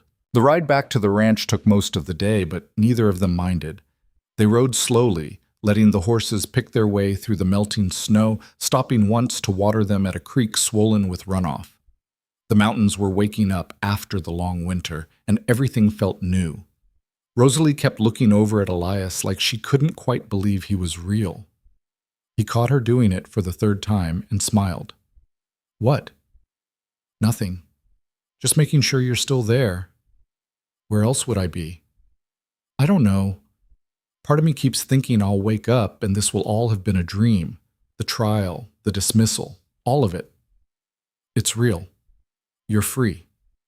We're free, she corrected. You fought for this too. Maybe harder than I did. Elias shook his head. You were the one in that cell. You were the one facing Vale's lies. I just stood beside you. That's not nothing. That's everything. They reached the cabin as the sun was setting, painting the sky in shades of orange and pink. The garden patch Rosalie had started looked muddy and forlorn, but the framework was there. Come summer, it would be full of life. Elias helped her down from the horse, and for a moment they just stood there in the yard, looking at the cabin. Home. It felt different now. Not a place to hide from the world, but a place to build in it. I need to tell you something, Rosalie said. All right. When I was in that cell, waiting for the hearing, I made myself a promise. If I got out, if we won, I wasn't going to waste any more time being careful, being afraid. Elias felt his heart start to pound. What does that mean? It means I'm tired of sleeping in the loft while you sleep by the stove. It means I'm tired of pretending we're just partners when we both know it's more than that. She stepped closer. It means I love you, Elias Varden, and I'm done being too scared to say it. The words hung in the air between them. Elias felt something crack open in his chest, something that had been locked tight for 15 years. I love you too, he said, and the words felt like breathing after being underwater too long. I think I have for a while. I just didn't know how to say it. You don't have to say it, just show me. He kissed her then, there in the yard with the horses watching and the last light fading from the sky. It was awkward at first, both of them out of practice, both of them carrying scars. But then it wasn't awkward anymore. It was just right. When they finally pulled apart, Rosalie was crying, happy tears this time. I thought I'd lost the ability to feel this, she said. After everything with Vale, after running, I thought I'd broken something inside myself that couldn't be fixed. Me too. After Margaret, I thought that was it for me, that I'd used up my chance at this. Elias touched her face gently.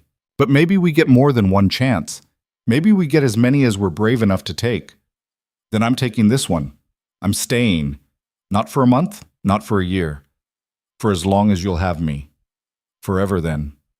Forever works. They went inside together, and that night Rosalie didn't climb to the loft.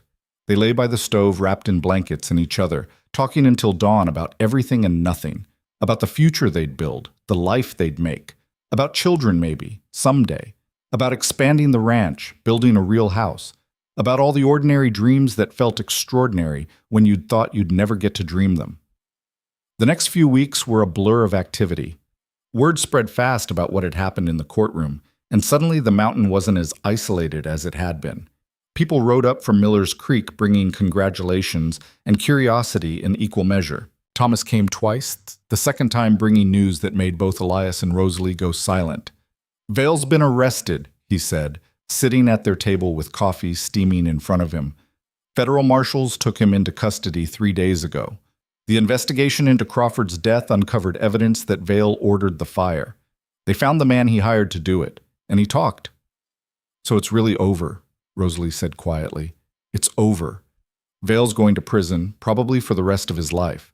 Murder, bribery, fraud, evidence destruction. They're throwing everything at him. Thomas paused. There's more. The woman who died, Catherine Morris's sister. Turns out she kept a diary. Catherine found it and turned it over to the authorities. It detailed everything Vale did to her, the abuse, the threats, the pregnancy. It's being used as evidence. She'll finally get justice, Rosalie said, even if she's not here to see it. Her sister wants to meet you, Catherine, I mean. She said you were kind to her sister when no one else was. She wants to thank you. I'd like that.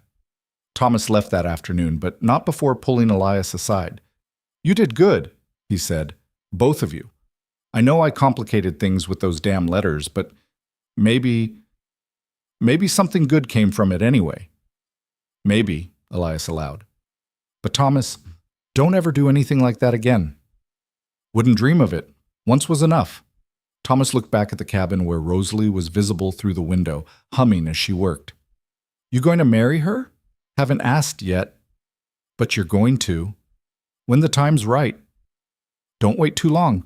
Life's short. We both know that. After Thomas left, Elias stood in the yard thinking about what he'd said. Don't wait too long. Good advice, probably, but he wanted to do this right, wanted it to mean something. The answer came to him a week later. He was working on building a new chicken coop when Rosalie came out with water for him. She'd been working in the garden all morning, getting it ready for planting. Her face was flushed from exertion, her hands dirty, her hair coming loose from its pins. She looked beautiful. I need to go to town tomorrow, he said. All right, need help with something? No, just something I need to pick up. She gave him a curious look but didn't press. That was one of the things he loved about her. She knew when to ask questions and when to let things be. The next day, he rode to Miller's Creek alone. Went to the general store first, then to the jeweler 2 doors down. The jeweler was an old German man named Fischer who'd been making rings and repairing watches for 30 years. I need a ring, Elias said. Fischer looked at him over his spectacles. Wedding ring? Engagement. Something simple. She's not fancy. Ah, the woman from the trial, Miss Hart. How did you... Everyone knows, Mr. Varden. Small town. Fischer smiled. I think I have something perfect. He showed Elias a ring with a small sapphire set in silver. Simple, elegant, sturdy. The kind of ring that would last. It's perfect. She is lucky woman. You are lucky man. Fischer wrapped the ring carefully. You will ask her soon? Tonight, maybe. Or soon. Don't wait. Life is uncertain. Love is rare.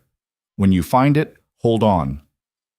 Elias rode home with the ring in his pocket, his heart pounding like he was 16 again. Which was ridiculous. He was 43 years old, a widower, a man who'd lived alone for 15 years. He shouldn't be this nervous about asking a woman to marry him. But he was. He found Rosalie in the garden, on her knees in the dirt, planting seeds. She looked up when she heard the horse, shaded her eyes against the afternoon sun. You're back. Did you find what you needed? Yes. He dismounted, walked over to her. Rosalie, can you stop for a minute? Is something wrong? No, just stop. She stood, brushed dirt from her hands, looked at him with those smoke-colored eyes that had seen too much pain and were just now learning to see hope again. I'm not good at speeches, Elias said. Never have been. So I'm just going to say this plain. All right. When you showed up at my door 2 months ago, I thought my life was over. Thought I was just waiting out the time until I died. Then you stayed, and everything changed. You brought this place back to life. Brought me back to life. He pulled the ring from his pocket. I know we've only known each other a short time. I know this is fast. But I'm done wasting time being careful. I love you, Rosalie Hart. Will you marry me? Rosalie stared at the ring, then at him. Then she started laughing and crying at the same time. Yes. Of course, yes. Elias slipped the ring on her finger. It fit perfectly. She looked at it, then threw her arms around his neck and kissed him hard enough to make his head spin. When? She asked when they finally came up for air. Whenever you want. Tomorrow. Next week. Next year. Soon. I don't want to wait. Neither do I. They were married 3 weeks later in Miller's Creek, in the small church at the end of Main Street. It wasn't fancy. Rosalie wore a simple dress she'd made herself, pale blue to match her ring. Elias wore his good suit, the one he'd bought for Margaret's funeral and hadn't worn since. Thomas stood up as his best man. Catherine Morris came all the way from Baltimore to stand with Rosalie, the two women bonding over shared grief and survival. The ceremony was short. The preacher asked the questions. They gave their answers. I do. 2 words that changed everything. Afterward, there was a small celebration at Thomas's store. Nothing elaborate, just food and drink, and people who wished them well. The whole town turned out, it seemed. People who'd never spoken to Elias in 15 years came to shake his hand, to congratulate him, to welcome Rosalie. Sheriff Coleman pulled him aside at one point. You look happy, Varden. I am. Good. You deserve it. You both do. Coleman paused. Vale's trial started yesterday in Philadelphia. Word is he'll get life in prison. Good. The sister Catherine, she's testifying, should wrap the whole thing up. Coleman clapped him on the shoulder. It's really over now. You can stop looking over your shoulder. Elias looked across the room to where Rosalie was laughing with Thomas and some of the town women. She caught his eye and smiled, and he felt his chest go tight with how much he loved her. "I know," he said. "I know it's over." They rode back to the ranch that evening, the sun setting behind them. When they crested the last ridge and the cabin came into view, Rosalie let out a small sound of surprise. Someone had hung lanterns along the porch. The garden had been watered, the yard swept clean. A basket sat on the step with bread and preserves and a bottle of wine. "Thomas," Elias said, "must have come up while we were at the ceremony." "That was kind of him. He's trying to make up for the mess he caused. Might take him another year or two." Rosalie laughed. "We have time." Inside, the cabin felt different. Not just because they were married now, officially bound together, but because it had transformed from a place of survival into a place of living. Rosalie's touches were everywhere. Curtains on the windows, flowers on the table, books on the shelf, a rug by the stove, small things that added up to a home. That night, they didn't talk much, just held each other in the darkness, listening to the wind in the pines and the sounds of the mountains settling around them. Building a life didn't require words. It required presence, commitment, the decision to stay even when staying was hard. Spring turned to summer. The garden came in strong, producing more than they could eat. Rosalie started preserving food for winter, filling shelves with jars of vegetables and fruits. She learned to can meat, to smoke fish from the creek, to do all the things necessary for surviving the hard months ahead. But it wasn't just survival, it was thriving. Elias expanded the herd, bought 3 more cows and a bull from a rancher down valley, built a bigger barn to house them. Rosalie suggested they get chickens, then goats, then before he knew it, they had a full working farm. In July, Catherine came to visit.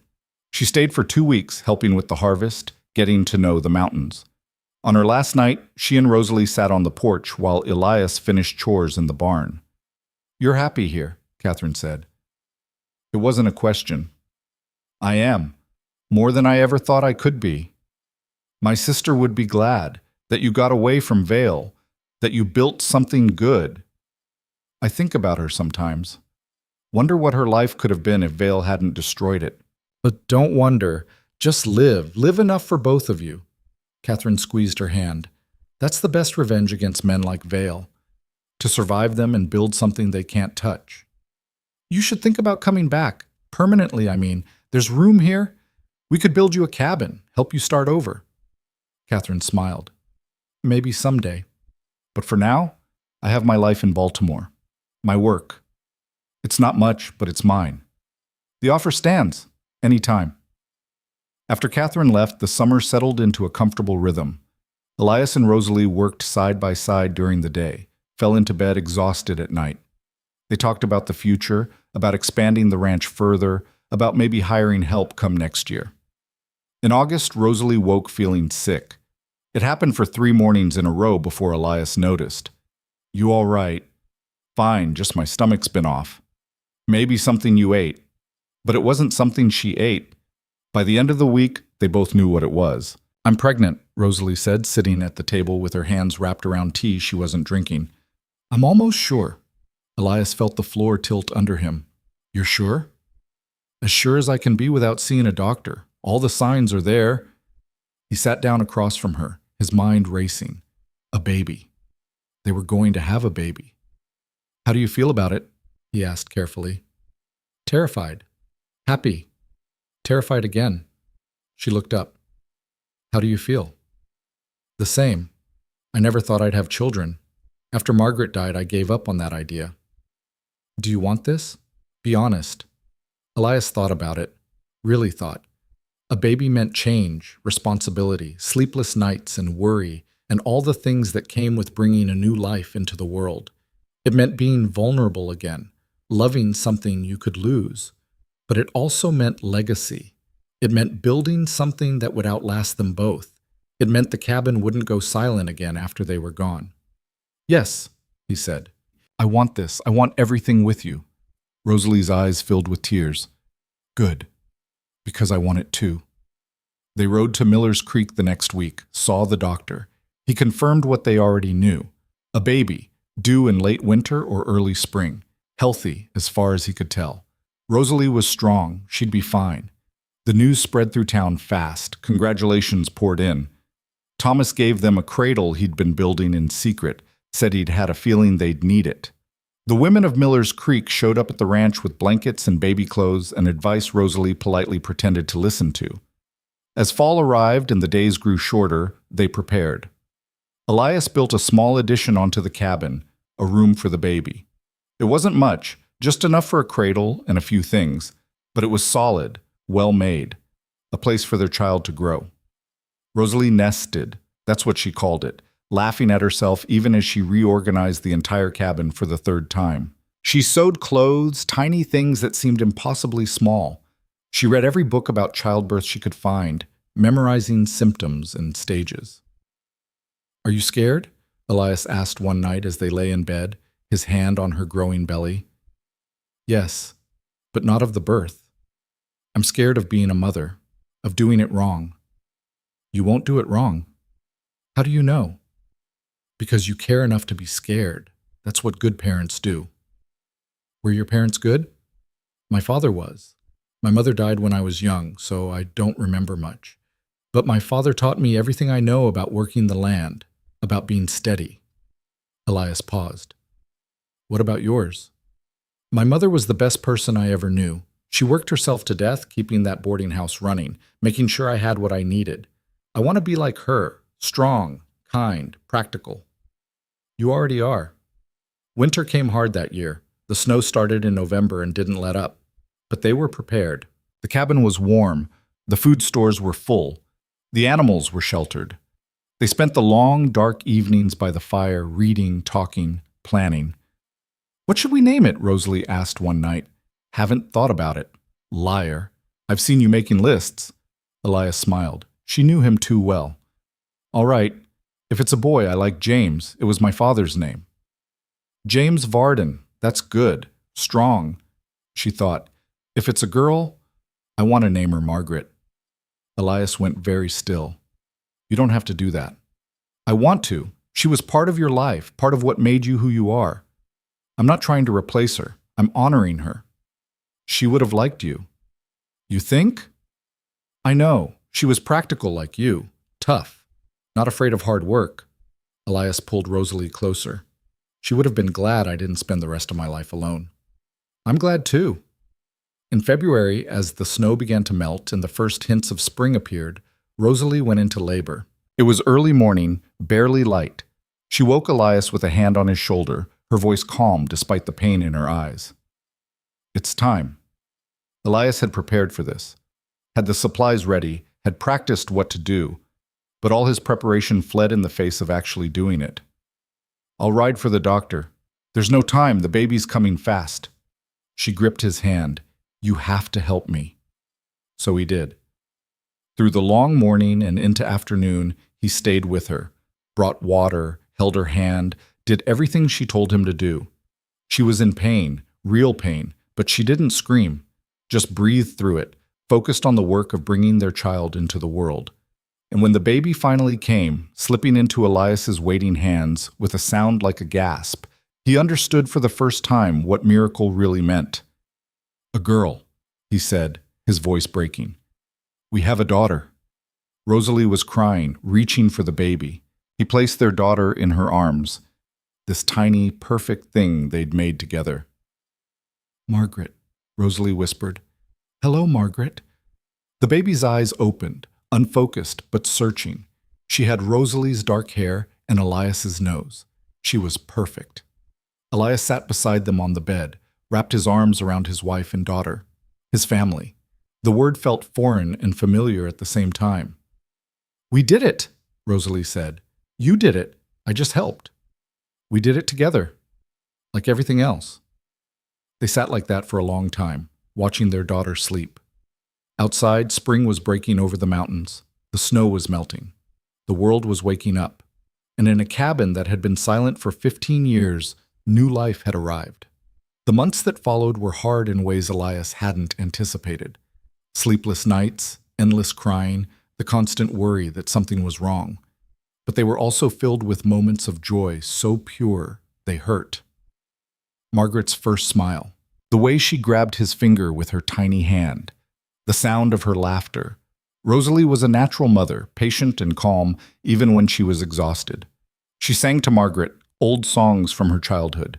She told her stories, nonsense mostly, but Margaret seemed to listen. By summer, they'd settled into a new rhythm. The ranch work continued, but now there was a third person to consider. Thomas visited often, bringing gifts for his goddaughter. Catherine sent packages from Baltimore, hand-sewn clothes and toys. One evening in late August, as they sat on the porch watching the sunset with Margaret asleep in Rosalie's arms, Elias said, "Do you ever think about how different things could have been?" "How do you mean?" "If Thomas hadn't forged those letters, if you hadn't come here, if we'd never met." Rosalie thought about it. "Sometimes. But then I look at what we have and I can't regret it, even the hard parts, even Vale and the trial and everything that came with it, because it led here, to this, to us." She looked at him. "Do you regret it?" "Not for a second." "Not even the parts where you thought you'd lose everything?" "Especially not those parts. They taught me what everything really means." Elias touched Margaret's small head gently. "I spent 15 years thinking my life was over. Turns out it was just waiting to begin." "That's almost poetic." "Don't spread it around. I have a reputation to maintain." Rosalie laughed, the sound carrying across the meadow. Margaret stirred but didn't wake. The mountains stood silent and eternal around them, witness to everything they'd built. 2 years later, they expanded the cabin into a proper house. 2 stories, 4 bedrooms, a real kitchen. Elias hired help, 2 young men from Miller's Creek who wanted to learn ranching. The operation grew, became profitable. They were no longer just surviving, they were succeeding. Margaret grew into a bright, curious child. She learned to walk in the meadow behind the house, took her first steps chasing butterflies. She learned to talk, asking endless questions about everything she saw. She was fearless like her mother, stubborn like her father. When she was 3, Rosalie became pregnant again. This time with twins, 2 boys they named James and Thomas. The house that had once been silent with grief now rang with laughter and chaos. Thomas visited often, Uncle Thomas to the children, best friend to Elias. He never married, said he was content being the bachelor uncle who spoiled his godchildren. But sometimes Elias caught him watching them with something like longing, wondering what his life might have been. "You could still find someone," Elias said one evening while they sat on the porch watching the children play. "Maybe, but lightning doesn't strike twice. You and Rosalie, that was lightning. Most people don't even get it once." "You brought us together." I meddled. "There's a difference. Call it what you want, but we're grateful." Thomas smiled. "I know, and that's enough." The years passed. The children grew. Margaret learned to ride, to help with the animals, to love the mountains the way her parents did. The twins were wild, always getting into trouble, but good-hearted underneath. Elias aged, gray creeping into his hair, lines deepening around his eyes. But he was happy. Truly, deeply happy in a way he'd never thought possible again. One evening, when he was 55 and Rosalie was 42, they sat on the porch watching the sunset. The children were inside getting ready for bed. The ranch was quiet, the day's work done. "Do you remember the first night you stayed here?" Elias asked. "Of course. I was terrified, exhausted, convinced I'd made a terrible mistake. And now? Now I can't imagine being anywhere else." She took his hand. "Thank you for giving me a chance, for not sending me away. Thank you for staying, for fighting, for building this with me." They sat in comfortable silence, watching the light fade from the sky. Somewhere in the house, Margaret was reading to her brothers, her voice carrying through the open window. This was legacy, Elias thought. Not just the land or the house or the ranch, but this. The sound of his daughter's voice reading to her brothers, the feel of his wife's hand in his, the knowledge that they'd built something that would outlast them both. He'd spent 15 years believing his story was over, that Margaret's death had written the ending and everything after was just epilogue. But he'd been wrong. The story had just been waiting for the right person to arrive and turn the page, to bring words back to the silence, to bring life back to the living. Rosalie had done that, not because she was perfect, but because she was real, because she'd been broken too and understood that broken things could still build something whole. On a mountain in Colorado, far from the noise and rush of the world, a family had taken root. A man who'd thought he was done living had learned to live again. A woman who'd fled from one kind of prison had found freedom in the most unexpected place. And together, they'd built something stronger than survival. They'd built a life worth staying for. The stars came out one by one, the same stars that had watched over this land for millennia, the same stars that would watch over it long after they were gone. But for now, in this moment, the land was theirs. The life was theirs. And that was enough. More than enough. It was everything.